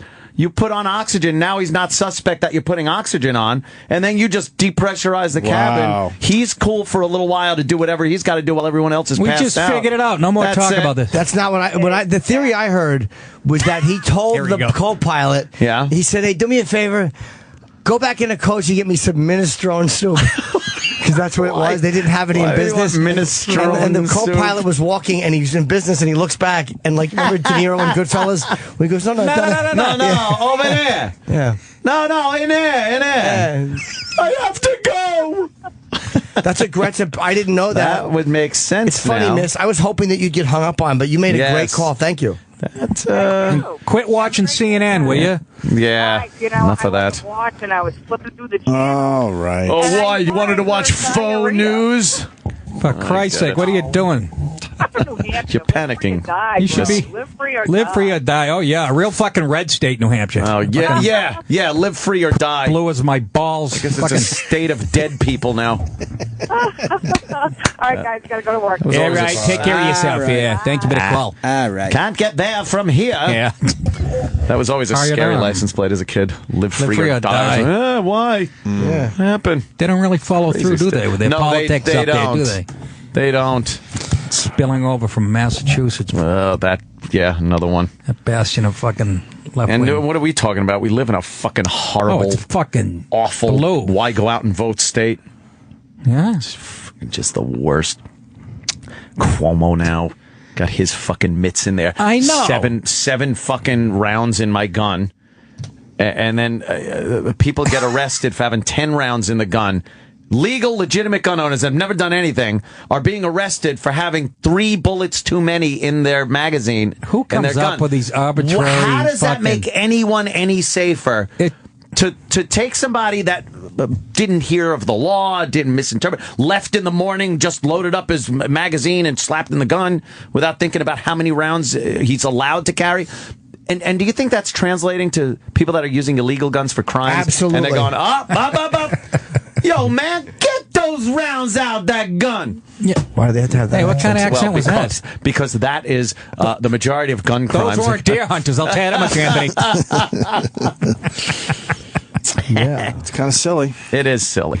They're not going to follow the same That's why laws. I just wound up loading 7 rounds in my magazine and carrying 2 extra mags with 7 rounds apiece in it. So now I carry a fuckload of bullets instead of I would have just had 10 bullets. That's good thinking. Now I carry 21 bullets with me. He has those hat that you put 2 beer cups in it, but they're filled with fucking magazines. Yes, just bullets. Just 2 beer cans with bullets. Yeah, what are you doing? My head is heavy with bullets. I love bullets. My chin is on my fucking chest because I've got bullets in my hat. Creep. Phil in Philly. Phil? A law that does nothing. Phil? Guys. Hey. Phil? Hi, Phil. That's like Jers in Jersey calling us. That's next. I just visited niggermania.com. That website is old and awful, just like Anthony. It is terrible. Oh. And there's like no content on there. What? It's like a 2003 layout. No, you go to the message board. Oh, no, it's all. Don't go to you just go to the message board. It's all about the message board. I felt like Jesse Jackson targeted a drone at me. Oh, no, I'm sorry. I should have been a little more specific. Why you don't like the there? website, Phil? I'm not going. No. It's like being caught with child porn on your computer. It really is these days. I think it's terrible. I think of course it's legal and it should be legal, but I find most people that will go on there and post all this stuff most of them are just these fucking cowards that will never say stuff. You can't say that stuff. Well, yeah, but you and I can't either. Like, people always go, yeah, but you guys have jobs. I can't come on and do this without any, you know what I mean? And it's like, if somebody wants to have a forum to be racist or to voice their opinion in the most horrible language possible, why should they have their jobs threatened? And then we should live in a place where we fight for each other's fucking that would be nice and sweet. abilities to not get fired for stuff like that. But it's not going to happen. Yeah, but those guys wouldn't fight for anybody's ability either. So those guys are part of it. So until then, a certain aspect of your freedom of speech should be cut off because there's this lingering threat over your head that you're going to lose your livelihood? I'm not saying it should be illegal for them to do it. I just find them to be cowards. But basically, it's not illegal, but that's a technicality at this point that it's not illegal. There are penalties for voicing an opinion. And I'm not talking about inciting a riot or inciting violence against somebody. I'm talking about just putting your statements, your opinions out there in hard, harsh language. That has now a penalty that is equivalent, in some cases, worse than a jail sentence because you're losing everything you own. I didn't. What I'm saying is, it's not. It shouldn't be illegal to use fake names. I'm saying I'm not saying that you shouldn't be allowed to do that. I just think they're cowards. Oh, and okay. there's You could call them always cowards, there has always been that penalty here with what you said. It's changed. You could say, you could say on Niggermania, you could say in the 50s, you can't say now. It's just kind of flipped. There's always been shit you couldn't say here.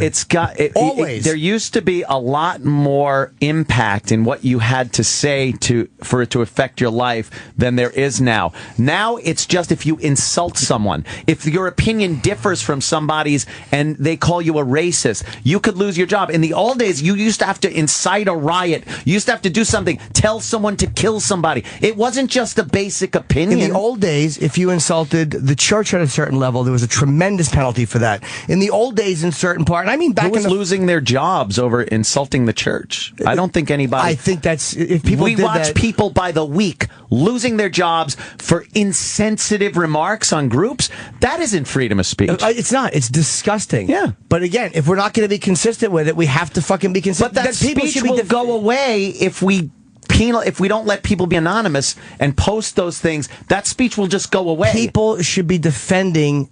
I have no problem with them saying what they want to say as themselves. I don't think they should be fired. I think they should be allowed to say they will be. But it's again, what you think. That's the fucking environment we've created where we just, and I don't mean you and I, but I mean that we don't stick up for each other. People don't stick up for each other's right to say shit You're right, like that. they don't. So in the meantime, but I still don't go on forums until this and do wonderful utopia happens where we're able to do this with impunity.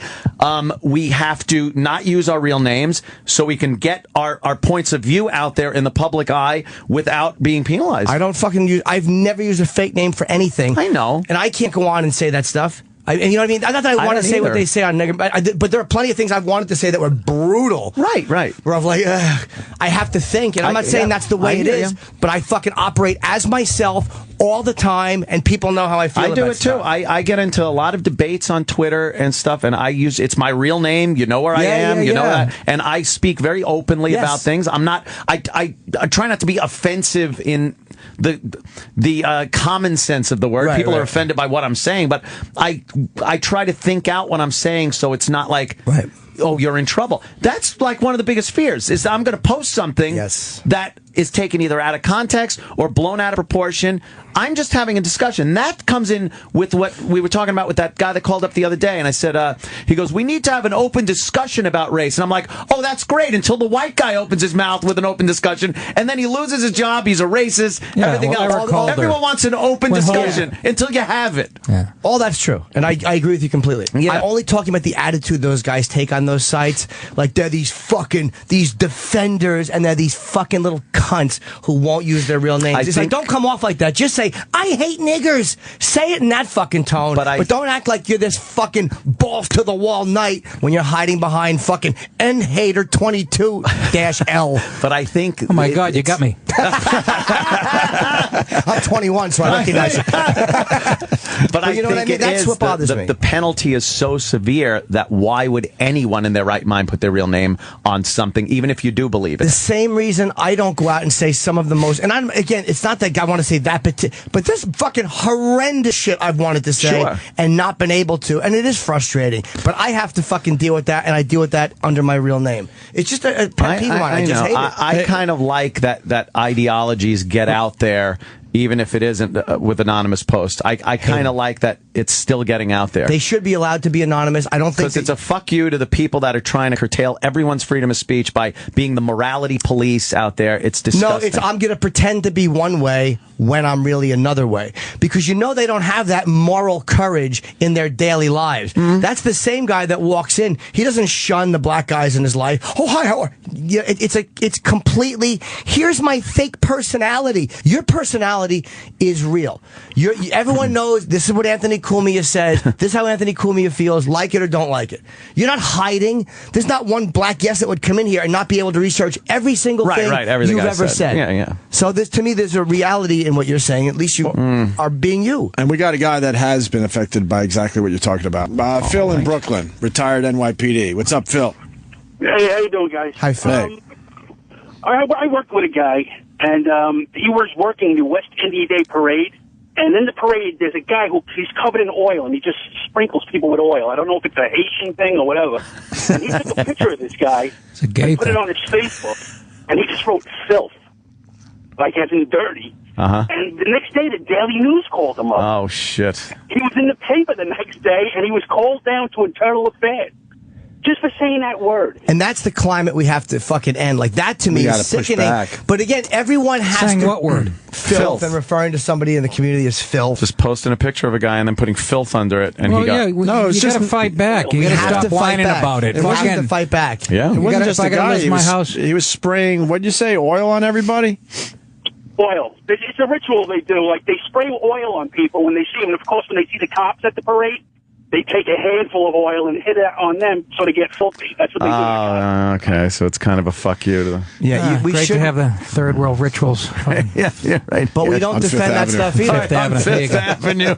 We don't defend that stuff either. We got to defend. We have to defend people for being able to give real opinions without getting in trouble either. But everyone just kind of sits and watches each other get strung up publicly. Honestly, you do have to defend things that you find reprehensible. Yes. You don't have to like it. You don't have to participate in it. But you do have to allow it to exist. Well, yes. And but that's something a lot of people don't even realize. They think that they have this right to not hear something, but that is you don't have a right to not be offended. They think they have a right to not be offended. Yeah, that's not a right Freedom at of all. speech is it's created to defend unpopular speech. Not fucking, I mean, that's why it's there. Yeah, everybody. If it's fucking happy-go-lucky speech, it's like no one cares. Exactly. Yeah. It's like I say, my ears are not garbage cans. Oh, what your butt is. Jesus. It's all about Jimmy's asshole. I know. Garbage It's a cum can. holder. Just kidding. Just piling on myself. Of course. Dan in North Dakota. Dan. Hey, what's going on, guys? Welcome aboard, Dan. Well, I appreciate it. The thing about that is everyone's just a little scared to even talk about, anything. Yeah. Like at my job, you go, oh, hey, they have this whole memo saying if you say this word and this person finds it offensive, you could be fired. So it's not just about the nigger issue. It's about everything. No, I know what you're saying. Their feelings are hurt. You're right. And that's a sick fucking thing that we have allowed to happen by not defending each other. It grew out of the racial thing, though. It did grow out of the racial thing. It started with a racial thing. Now it's spread it to fucking women and gays. Other and groups fucking saw the success of how you could just call someone a racist and knock them right down and said, well, now you're a homophobe. And we said this was going to happen. If you remember. Yes. Political correctness is created to stifle white heterosexual males, basically. Well, Show me a black guy getting in trouble for saying something about a white guy or a gay woman or a fucking female comedian getting in trouble for shitting on him. Ain't gonna happen. No, it all depends on the group. Like, you know who black people get in trouble by? Asian groups. Because Asian groups don't have a guilt with black people. They have, if black people say, radio hosts say shit about Asians, they fucking go right after them as much as they go after white guys. They're, fucking stealing their bodega shit. yeah. But you know what started political correctness? Hold on, I'm kidding, by the way. That was a joke. Andrew Dice Clay. I can't think of anything right before that, but he, with the women's groups and the gay jokes, and then people saw results when they went after him because they yanked his movie deal. He was such a lightning rod at But that. I'm trying to think of what before Dice, because Dice, I think, was responsible for a huge part of political correctness without meaning to, was they went after him, they got his movie yanked out. What before that was the real lightning rod for it? Well, no, I don't know, but if you watch movies from the 80s now, you can see it taking shape, the political correctness. Like Philadelphia, that movie, all the old white guys were in the sauna making gay jokes and shit. All the bad old white guys. Every movie from the 80s, you can see it where where the guys start to get stupid and the wife is strong. Just watch all the movies you can see it taking hold. Now it's at a level I never thought it would get to. But as far as a single, other than a single person before Dice, that maybe he was I hate to see Strawberry Girls back, but maybe that was it had started like maybe you said in the 80s, and then when that happened, it was people was like pow, and they got results. No, that was a big one. And then Kinnison was in that same world. But like Rickles were doing it for years, never grandfathered in, I think. Yeah, and he was doing it without cursing necessarily. There was something, and he had everybody. And what's fun about that? Exactly. What is that? Better? Oh, fucking! I'm black. You're black. I'm white. Them's the breaks. Oh, is he funny? Jack, what do you got for the show, buddy? Hey man, Jimmy, he's like the little Jewish guy in school that used to walk up to the black guys and go, "Hey, you know him over there? He just called you a nigger." You know, he's one of those pussies that walks around. That's right. The thing. I'm a liberal. I'm a nerd. I can't get any chicks. I'm an ugly little douchebag. So liberal, self-righteous guy. That's me. I'm Mr. Self-righteous. Yeah, very liberal. That's him. Very liberal. It's easy to be liberal because you just take a stand. But it's hard to be, I guess, a real dyed-in-the-wool conservative American like you, right, Jack? Absolutely. Absolutely. Absolutely, Jack. You know, we join the military. We do the right thing. I know we pay you our taxes, do. We do all that stuff. Yeah. Little faggots like you run around talking about sucking dick and taking it in the ass. Yeah, so what? What do you fucking don't like when I tell cute stories? Hold on, joke blocker. Let my friends laugh. Timing of diarrhea in the ninth inning. Hold on, real red, white, and blue American BLEW. Dime a dozen. You're nothing. You're just a little tool. That's all you are. I am, but you know what, stupid? You listen to me. So sit in your car, bitch boy, and keep your fucking ears tuned. How many priests fucked you in the ass there, dickhead? Can I answer your question? Can I hold on, fake angry white guy? Around while they're fucking you? Is that why you hate Christians? Let me. I don't hate Christians. Oh, you're Mr. Liberal. Listen, man, you're done. You know, you're done. But you're still gonna listen, aren't you? You're so easy. You're still gonna listen. There's a million of you out there. Good. A million tranny lovers. We should rise up and help the transsexuals get what they deserve, which is big hugs.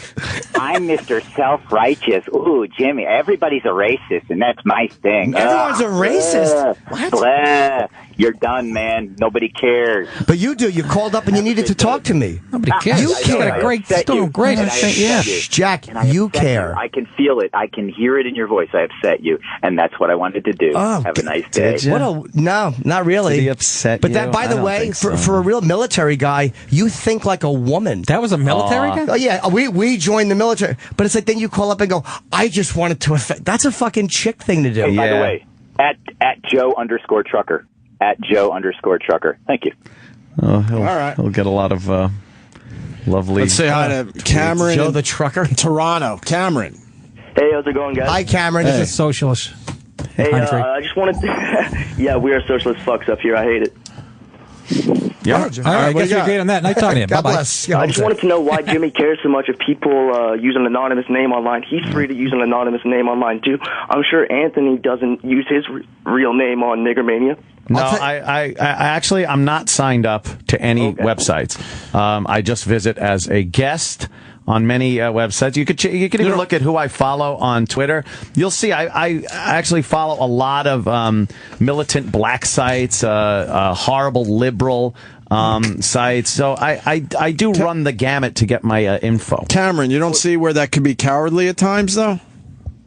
Yeah, no, it certainly can be cowardly at times, but I think also what's cowardly is people going after it sometimes, overreacting. But I'm not saying going after it, Cameron. I'm not saying that it should be not allowed what they're doing. I'm just saying I personally find them to be cowards and fake like rebels and tough guys, and it annoys me. I don't think they're all cowards, though. But I'm answering you why I don't like it. That they wouldn't say in public, but a lot of these people are saying things that they would say in public, but they're too afraid of irrational backlash.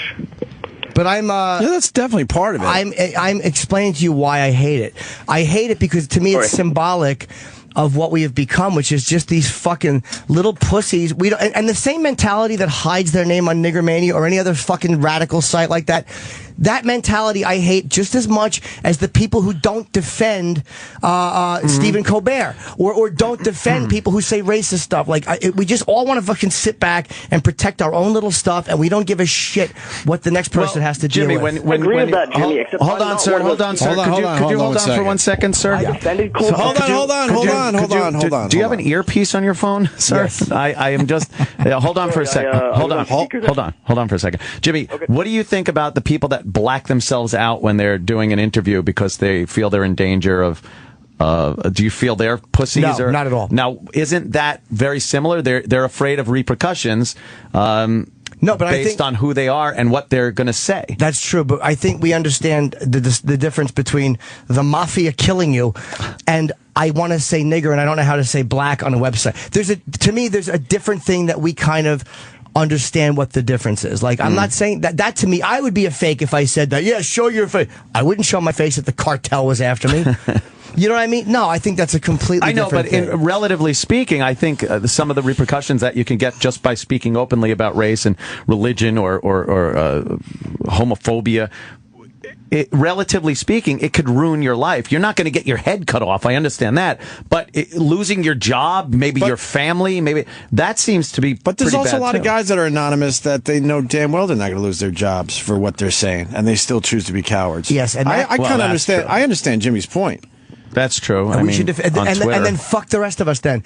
Because when Phil Robertson said what he said about gay people, I didn't like it or agree with it. I still defended him. And he never should have suffered a penalty for that. Right. And enough people went on Facebook and said, fuck you, A&E. Right. And what happened? They put him back on. Right. So if people would just stop sitting on your fucking fat asses and just speak up and go on Facebook or wherever we can speak up, they would stop penalizing everybody. But we don't. We just sit there and watch it happen because we secretly like it. Hold on. The latest one is Colbert. How many people stood up for Colbert when all A lot of people did.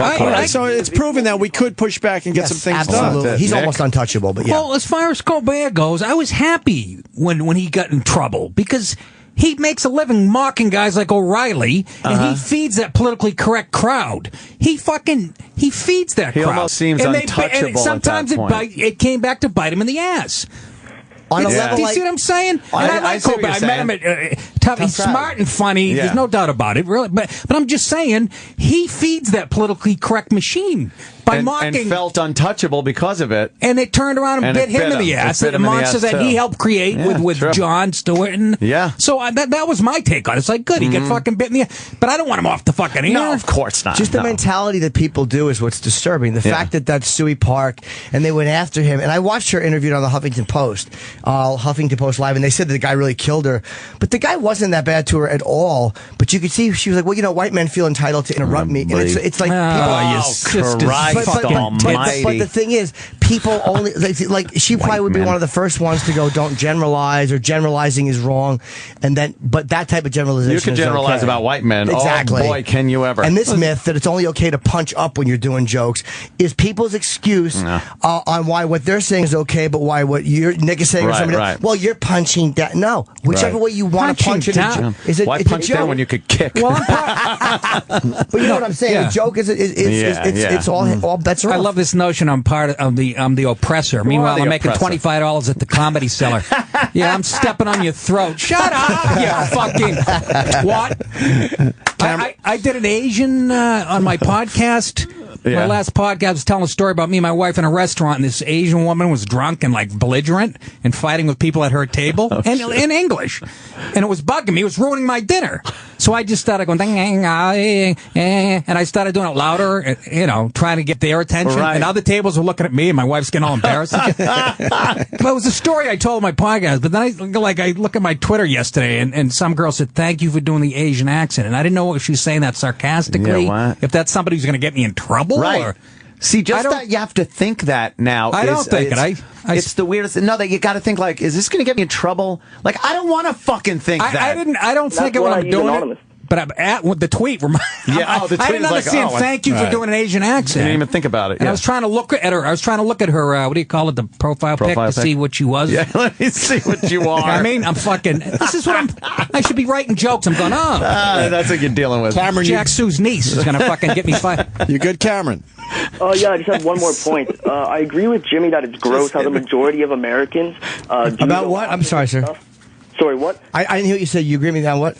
I agree with you that it's gross how most Americans are going after guys like Colbert and Paula Deen and stuff, but it's not every single American, so why should the individual be punished for the majority? Because I don't want to see the individual punished. I just found that as a country... And that's why I use an anonymous name then. I feel that we have always been selective in what we fight for, and it's like if we're not consistent, then we're fucking frauds, and it drives me nuts that people, because I know as a person I defend people I don't agree with. I defend people who say things that I think are repulsive. I never once wanted someone to get in trouble for what they said, and I speak out against it. So if I'm doing it and someone else isn't doing it rationally and respect, then fuck that other person. It separates us from the rest of the world. Yeah. the freedom of speech thing is what we should really. And the people that come here from other third world shitholes and from oppressive dictators should fucking celebrate it, not join the other side. Making fun of a Hispanic. You should be fucking glad we have this First Amendment right here to do that. So in turn, you could sit there and badmouth whoever the fuck you want to without worrying about being penalized for it. Words hurt. No, they don't. They don't fucking hurt. No. Another side of this, we got. Thank you. We got to move on. Another side of this, we got a business owner that has a point to make. Big Bad John. Ooh. What's up, Big John? Good morning. Hey, you got a great point on the free speech thing, but it goes both ways in terms of expression. So if you're a business owner, particularly, like you, the individual, own the business, you have a right to be able to select what kind of individuals you want working for you and representing you and your brand and your own name. Sure. And so you got to be able to say, hey, like if this person is acting in a way outside of the workplace that could come back and impact my business, then you have to be able to have that same, be able to say, you know what, that's not okay. So I'm going to make a choice. I mean, it's not so black and white as to say. Well, hey, I think that's where the anonymity comes into it also. You could have somebody that does a fantastic job. He's one of your top employees that goes home and puts a manifesto out on the internet about race or homophobia or misogyny, and it doesn't affect him at work at all. But if he was named, they would trace it back and go, oh, here's where he works. Let me send this to his boss, see what kind of monster he has working there. I don't think that's fair. I agree with you. And if we lived in a place where a boss would look at that and go, wow, man, that stinks that this guy said that, but I can't fire him for it, then that's what we're supposed to be. What if now people say, I'm not going to buy stuff from his company because he has people working there that are like this. You're saying everyone should be like of the same mindset. That'll never happen. No, I know that's not at all what I'm saying. No, he means me. He's talking to Jimmy. But you're right. Jimmy we won't all be in the same mindset. Jimmy. We won't all be in the same mindset. But then again, let's just not pretend that we're this fucking free speech oasis when there has always been shit people got in trouble for, always been relationships that weren't allowed or opinions that weren't allowed. Always. We've always claimed the same thing about free speech and freedom to have this, and it has always been a fucking fight or, well, this is okay, but that's not okay. I understand. It's always been sectioned off. You could go back to, have you ever been a member of the Communist Party? Come on. And they were Those blackballed. were the good old days? No, I understand that. But now it's just so much more of just a casual idealistic idea will get you so fucked now. Your opinions of facts, just your opinions of fact-based things that happen. If you voice them, you are, like I said, racist, homophobe, whatever it is. Well, so much more of our opinions now are going out, too. Don't forget, back then, you didn't hear everyone's every thought. So now, instead of once occasionally, there's 5,000 things you've said. I had 4,000 downloads last week. I think it is because we all want to be heard. Yeah. So it is. There's almost a selfish aspect to it now, where it's like, oh, I need to be heard. You need to. It's like, you'd think that would help the situation. Yeah, you know what I mean? Put sunlight as a disinfectant. We're all aware that it's too politically correct. So let's all join in and go, fuck this. We should be able to say what we want. Because everybody turning around and calling someone out and trying to get them fired and fuck them is also writing shit that a bunch of other people want him fired and fucking every penalized. One of us can be bitten by it. Yes. We should be uniting, man. Yeah. That's not marketplace. So if you say something that is purely offensive to one group, it's probably going to be appealing to another group. And if you decide that you as a person want to spend your time or raise your profile to say, hey, I'm going to say things that I know that are controversial, you also have to accept that there's risk in that, and you have choices to make to say, hey, maybe that means that I don't fit into the job or I got to go sit into the cube. And they want everybody to conform. I understand that. You're right. It is getting stifling, and that's just it. I understand with every right we have, there's a responsibility. That's understood. And even with the freedom of speech, there's a responsibility that goes along with everything you say. But there shouldn't be this overwhelming responsibility to not offend people, because that's not what it's supposed to be. That's right. I'm not going to incite a riot. I'm not going to slander or libel people. Those are the responsibilities that you have to have with the freedom of speech. Not saying, here's my commentary on inner city crime. Here's my commentary on gays in scouting. Here's my commentary on women and their abilities in the workplace. those things will get you fired now. Well, that's because underneath, like that, again, all that goes into how full of shit we kind of are sometimes. Like, if we just admitted, yeah, this is who we are and this is how we think, we wouldn't be punishing each other so much. But we all like to sit there and act. It's the same reason Paula Deen got in trouble for saying nigger 35 years ago, and people act like Matt Lauer and everyone. Oh, they how were so could disgusted she? When we all have said racist phony, stuff. Of course. Phony shit that they laid bullshit. on her. Oh, you. She was being robbed when she said it, too. Yeah, but that's exactly it. Can we bring that into the argument? Just bring that Seriously, up. I hate to bring that fact into it. God. But there's ever a time where you might want to drop the N-word. You might think of hateful Can we make things. a fucking caveat for her there? Jesus Christ. There might be some words that come to mind when that's happened to you. Yeah. Right. Oh, you. You go over my head. You've been warned. Who the fuck, you, Barrymore? There's a big difference from when a celebrity or somebody's vilified, and I completely agree with you on that.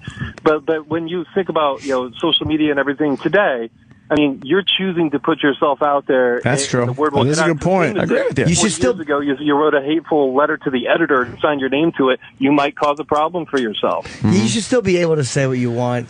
Without a problem. Let me ask you a question. Sure, just accept the consequences. But there shouldn't be the consequences that there are, dude. You should be able to say. But you're saying that there are no social norms. I don't disagree that things don't get out of control, particularly with respect to celebrities and just the regular people. The pounce mentality. A cop should be able to go on and say.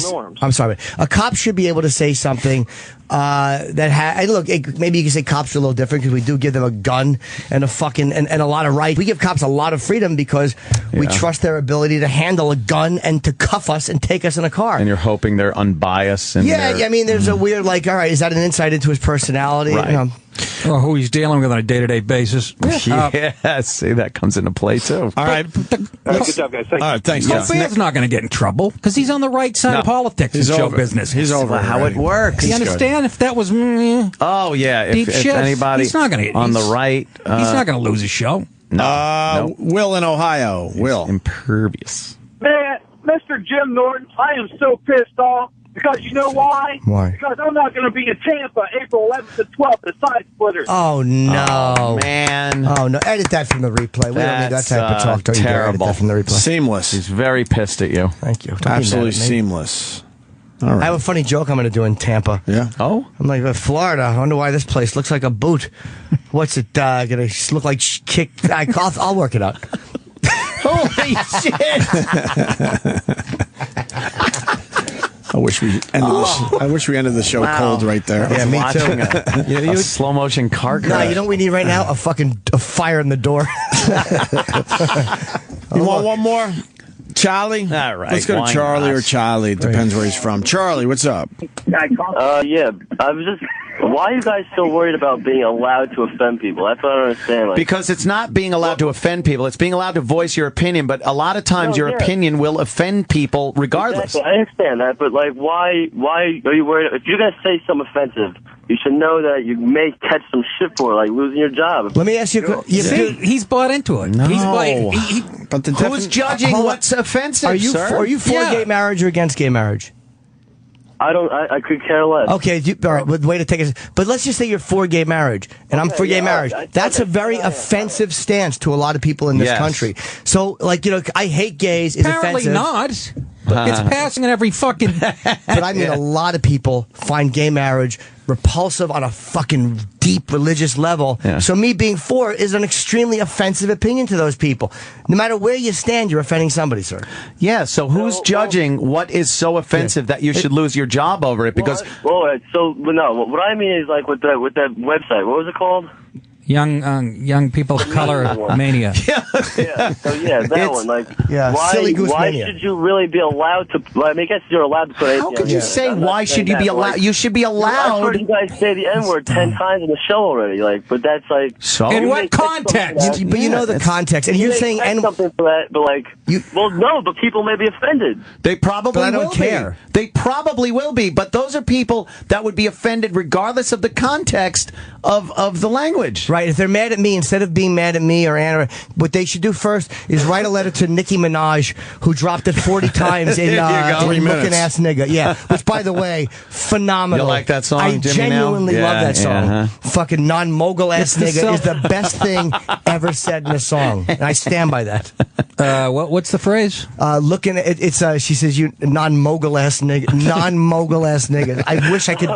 I wish someone would say that about me, because it's what I am. They do. You're gonna get that. You're gonna get that on Twitter now. Are you good, Charlie?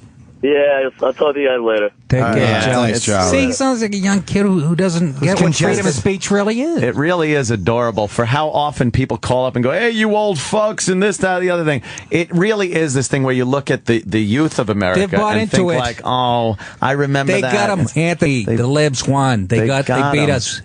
Whether it's dumbing down the education, they Yes. have the got fucking 'em. microphone. Okay. I think it's very hard for somebody who really hasn't been thrown into the actual workplace yet and having a nice little job while you're going to school, or your first job out of the gate.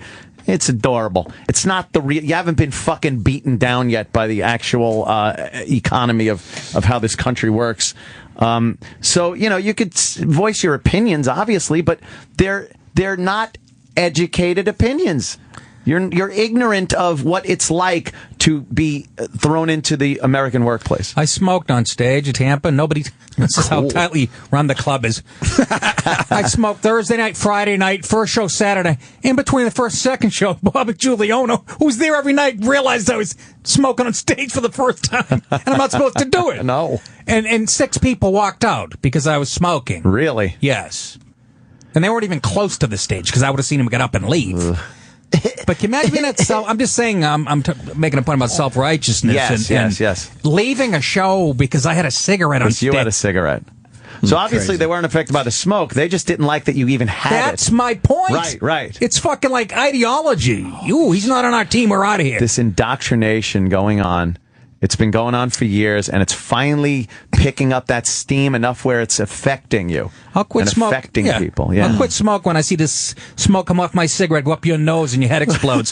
Then I'll believe in secondary smoke. Then you'll put Until it out. then, shut your fucking filthy crack. You know how you know that it's an arrogance against smokers, too, is because they're going after the e-cigarettes. Yeah. There's a real arrogance. That has nothing to do with the health or anything. Where they're making those illegal in the park. Yeah. Because that's sickening. That's ridiculous. It's a cottage industry. E-cigarettes. And how are e-cigarettes, which are not... Affecting Yeah, you got to... the non-smokers? Yes. It's an arrogance. It's the thought that you got That's right. around our little fucking That's rule. right. We didn't want you smoking. Technology got around it. No, we still don't want you smoking. The commercials, it's a cottage industry. They haven't evolved, the non-smoking. Oh, yeah. See the commercials? Yeah. It's been going on for 10 years now. They're on movie sets. Oh, the truth commercials. That's Showing like- open hearts with pus coming out. This is you if you have a candy cigarette. Shut the fuck up. That's way more offensive, by the way. What, you're just the actual visuals? Yeah, you mean? yeah. when you're trying to enjoy a program. They haven't evolved with it, though. They're fine with that, but then if someone does an Asian accent on a TV No, program, they're going to exactly. fire Yeah, them. you're It's like, sunk. did you see the commercial for the fucking the cancer eating away the lungs? Yeah, the lady with no fucking chin in the house. Right, apparently right. you smoke long Fingers enough, cut off. you turn into Popeye. You know, and you get the whole. I get it. It's insane, though. That's dangerous. That's accepted, but language isn't. That's crazy. Yeah, I'm telling you, kid. Nick's going to be smoking at No, I Caroline's won't this be. weekend. I can't do it here. Friday, Saturday, and Sunday. No smoking in the yard. It's nickdip.com. He's got the podcast on Riotcast. What else, Nick? Yeah, nickdip.com, Riotcast, iTunes. What a great. I'm on Twitter. All the other shit. Yeah, you killed it today, bro. Oh, yeah. Nick a lot DiPaolo of fun. on Twitter. Having Nick in. I Love thought it. I was off, to be honest with you, but thank you. What are you Fuck kidding? No, you were great. Fucking love it. I think we're done. Jimmy, you got anything? Yeah. Just Tampa and Caroline's. Coming up, Caroline's 24th through 27th, Tampa 11th and 12th of this month. Are you being called a liberal on the... I'm actually not even checking I think it's Twitter. hilarious, by the way. I know, because that's Jim hilarious. Is A liberal. so not a liberal. But it's also like people are just such dummies. No, it's two camps, and they throw you in one of the other. Right. That's Yeah, 'cause exactly it. I'm a hard Dopes. right-wing fucking religious right guy. Say- Meanwhile, I am the furthest thing from that also. Yeah, I get that. I get it. Like the conservative side. I don't even argue with it anymore. You know, it's like I just okay, whatever. Because of Patrice, the shit I said to him on Tough Crowds. Yeah. He's gonna be looking down, laughing his balls off, dragging this fucking anchor around my neck for the rest of my career. Do I love a good abortion? Oh, I couldn't be happier that abortion's illegal. You should have been one. God damn it, a bear trap. I stepped right in it. I thought I was pro-life, and I was listening. They were talking about abortion on the radio in my car. This is true, right? There's 55 million abortions since Roe v. Wade passed, and I was like, that's horrible. Then I went into Dunkin' Donuts, only one guy in front of me in line. I was like, I guess, all right, maybe they have a point. I'm not saying snuff out a kid's life so I can get my latte. Maybe I am. I fucking love it, man. All right, well, but I'm a conservative. No. See you tomorrow. Later, man. The Opie and Anthony Show has drawn to a close. Stay tuned to reflect, relive, and get the story behind the story of the finest moments of today's show. Sam Roberts' Opie and Anthony post-show begins in moments. Use all the charity you do as a big write-off. Slow down. Growing up, we were a church. You guys, of course, the Hughes family was a church. We were a church. What do you mean you were a church? My dad figured out a way. He's like, if we're a church, we don't have to pay taxes. Yes. His real name is Greg Hubbard. I'm not joking. No, the funny thing is, Opie molested himself. Exactly. Can you blame him? We actually were officially a church. He found a loophole, but then he got mad if we didn't take the tax exempt certificates with us, and so we could show them we're a church, so we didn't have to pay taxes. Wait, you would go to a store with these tax exempt certificates? I never did. It was so embarrassing. And if you bought groceries and they said, all right, $60, and here's the tax. It was more like getting some sneakers or something with your pals at the mall, and then my dad expected me to hand over this thing that proves that we're part of a church, so I don't have to pay taxes. Did your dad build a steeple on your garage? He figured it out for a year or two. But what stained glass windows in the kitchen about that? I don't know. This is like, did you have store owners go, what is this? No, you pay taxes. Some kind of tax exempt certificate that you handed in. I've never heard of that. I never did it because, like I said, I'm a teenager. I was mortified. Yeah, that's embarrassing. So I had to go home and just lie and go, yeah, we did. Yep, it worked. It worked. How long did that scam go for? A few years, a couple of years. Buying 1,000 Hot Pockets for our flock. Little loophole. Wow, I think they closed that loophole. Your old man's brilliant. I don't think you could just start a church like that anymore. There were people that would always do that. I like the there was no services or anything. Everyone, you understand this, right? It's a different type of church. We just were a church. It's the church of the tax exempt. Yes, exactly. You were the original Westboro Baptist. You make your sign, stand outside funerals. Yeah. Yep. Our fucking Lady of Wesley Snipes. Well, you got to do what you got to do. My dad was smart in that way. Yeah, huh? I guess he knew he was getting fucked in the ass, so he had some workarounds. It was always workarounds, right? Always somebody talking about the taxes and saying, the law says you don't have to pay your taxes. You ever see those? You get them on like Facebook. It's like, all right, you give it a try. Yeah. Let me know how it goes. Worked. Well, wasn't there remember there was some couple up in New Hampshire? Remember that they hadn't paid? That wasn't paying their taxes because they said, no, it's not a law. Where are they now? They're rotting in a jail somewhere? After 20 years, you would want to break too. But the guys are back now. Enjoy. It's the Opie and Anthony Show on Sirius XM. Very happy. Nick DiPaolo in studio. Hi. He admitted right away that he's never seen Star Wars. Never seen it. I find that actually amazing. Fascinating. I hate that shit. Yeah. But you're old enough to... You fell right into the thing when it came out. You were probably of the age that was right in the demo. You didn't want to see it. What year was that? 77. Right. I was into porn by then. I was 15. Yeah. But all these years, you would assume you would just... I did. See it somewhere. Like 10 years ago, it was on HBO. Yeah. This nice volume. Who built this piece of shit? The cutting in and out. No, it's the buttons. Fucking whatever. Oh, all right. But I tried watching like the first 5 minutes. Yeah. A talking bowling trophy and a fucking black guy with a hat. You got to suspend your disbelief. I can't. I don't fucking. It's like Scooby-Doo. I hated that too. Everybody likes Scooby-Doo. I'm like, what the fuck? Cartoons, Foghorn Leghorn, the fucking anvil would fall on a raccoon's head. That's funny. Right. Scooby-Doo is just a detective show. You could use real actors. Yeah, right. I never liked Scooby-Doo either. I liked the old Warner Brothers cartoons. They were clever and funny. But like Scooby-Doo came out, I was like, this sucks. The animation was terrible. The Scrappy-Doo days were better. When his nephew would come, you'd do that's adorable. And they would be surprised every time when they had to pull the mask off. Yeah. Oh, yeah. When were they going to learn that?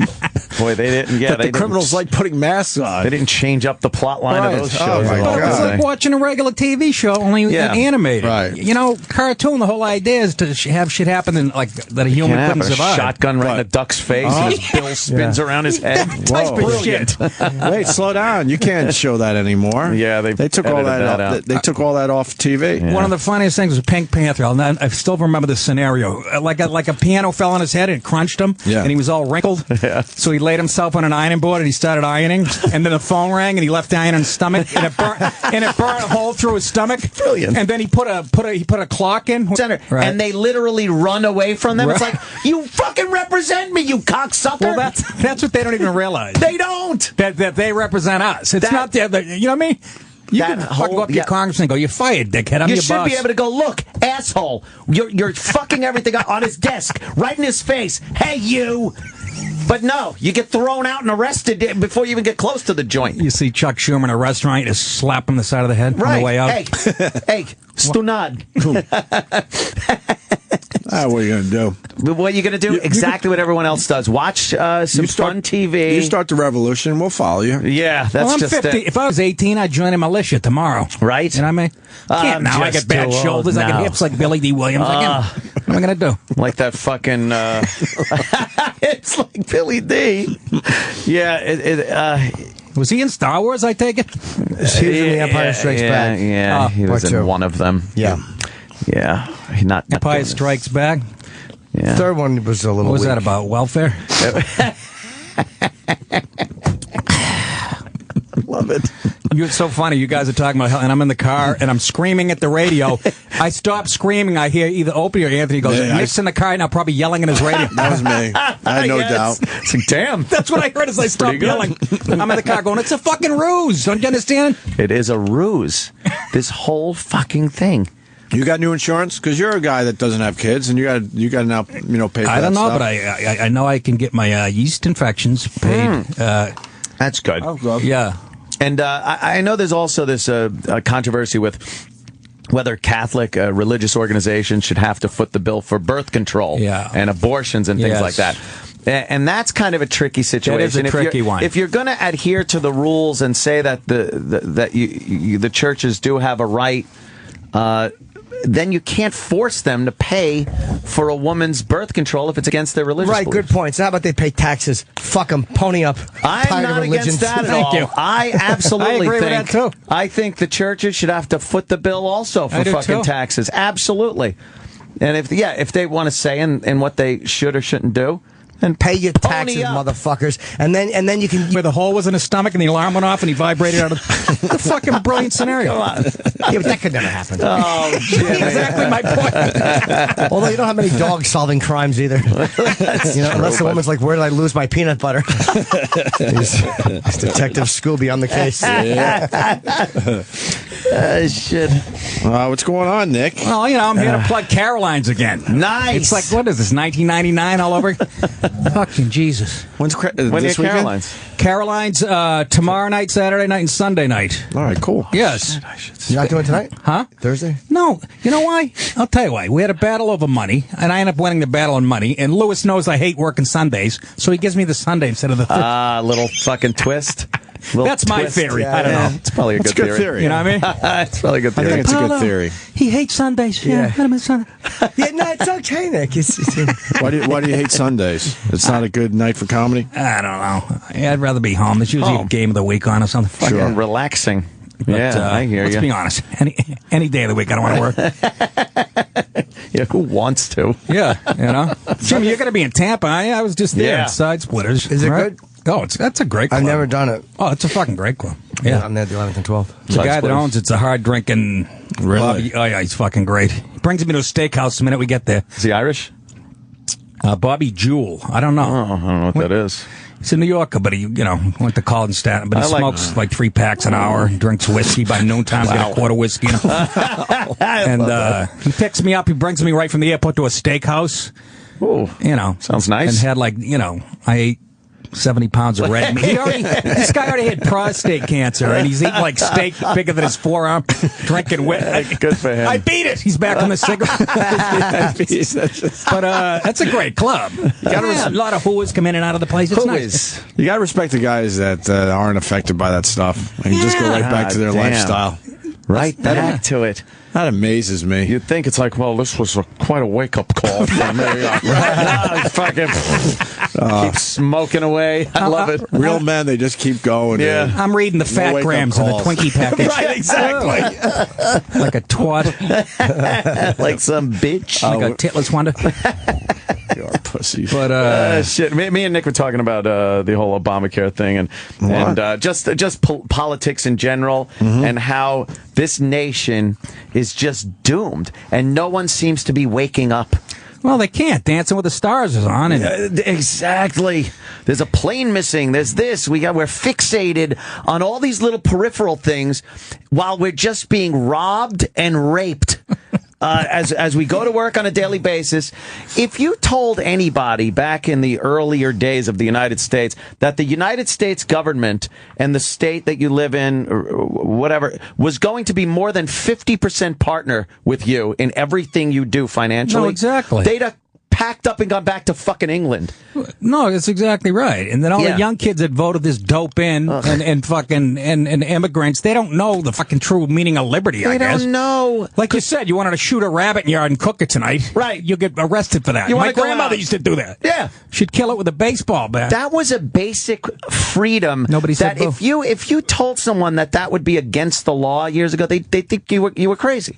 I can't go out and hunt food for my family? Get out of here. Try planting a tree in your yard. You're going to go through like a year and a half of paperwork to plant one. Try to take one down. I had fucking inspectors and permits and shit just to cut a tree down in my yard. But Years it's your property. You could clear an entire fucking field. No one cared. Tribe. Yes, a tribe. You could clear a whole tribe out of it. But 10 Iroquois in your backyard. Get the fuck up. And everyone still gets up and we are the freest nation and the freedom we should appreciate. It's being robbed from us on a daily basis at the smallest local level and at the highest federal level. Everywhere in between, we're being fucked in the ass, and we smile and watch Dancing with the Stars. Well, we don't know how to do it. I wouldn't even know how to get a hold of my congressman with you. Did you learn that in school? No. No. And they don't want you to learn it. Well, you can get a hold of those guys. When you see some of those clips of a man on the street interview with a congressman out in Washington, and they go up to him with the mic and go, Mr. Congressman or Mr.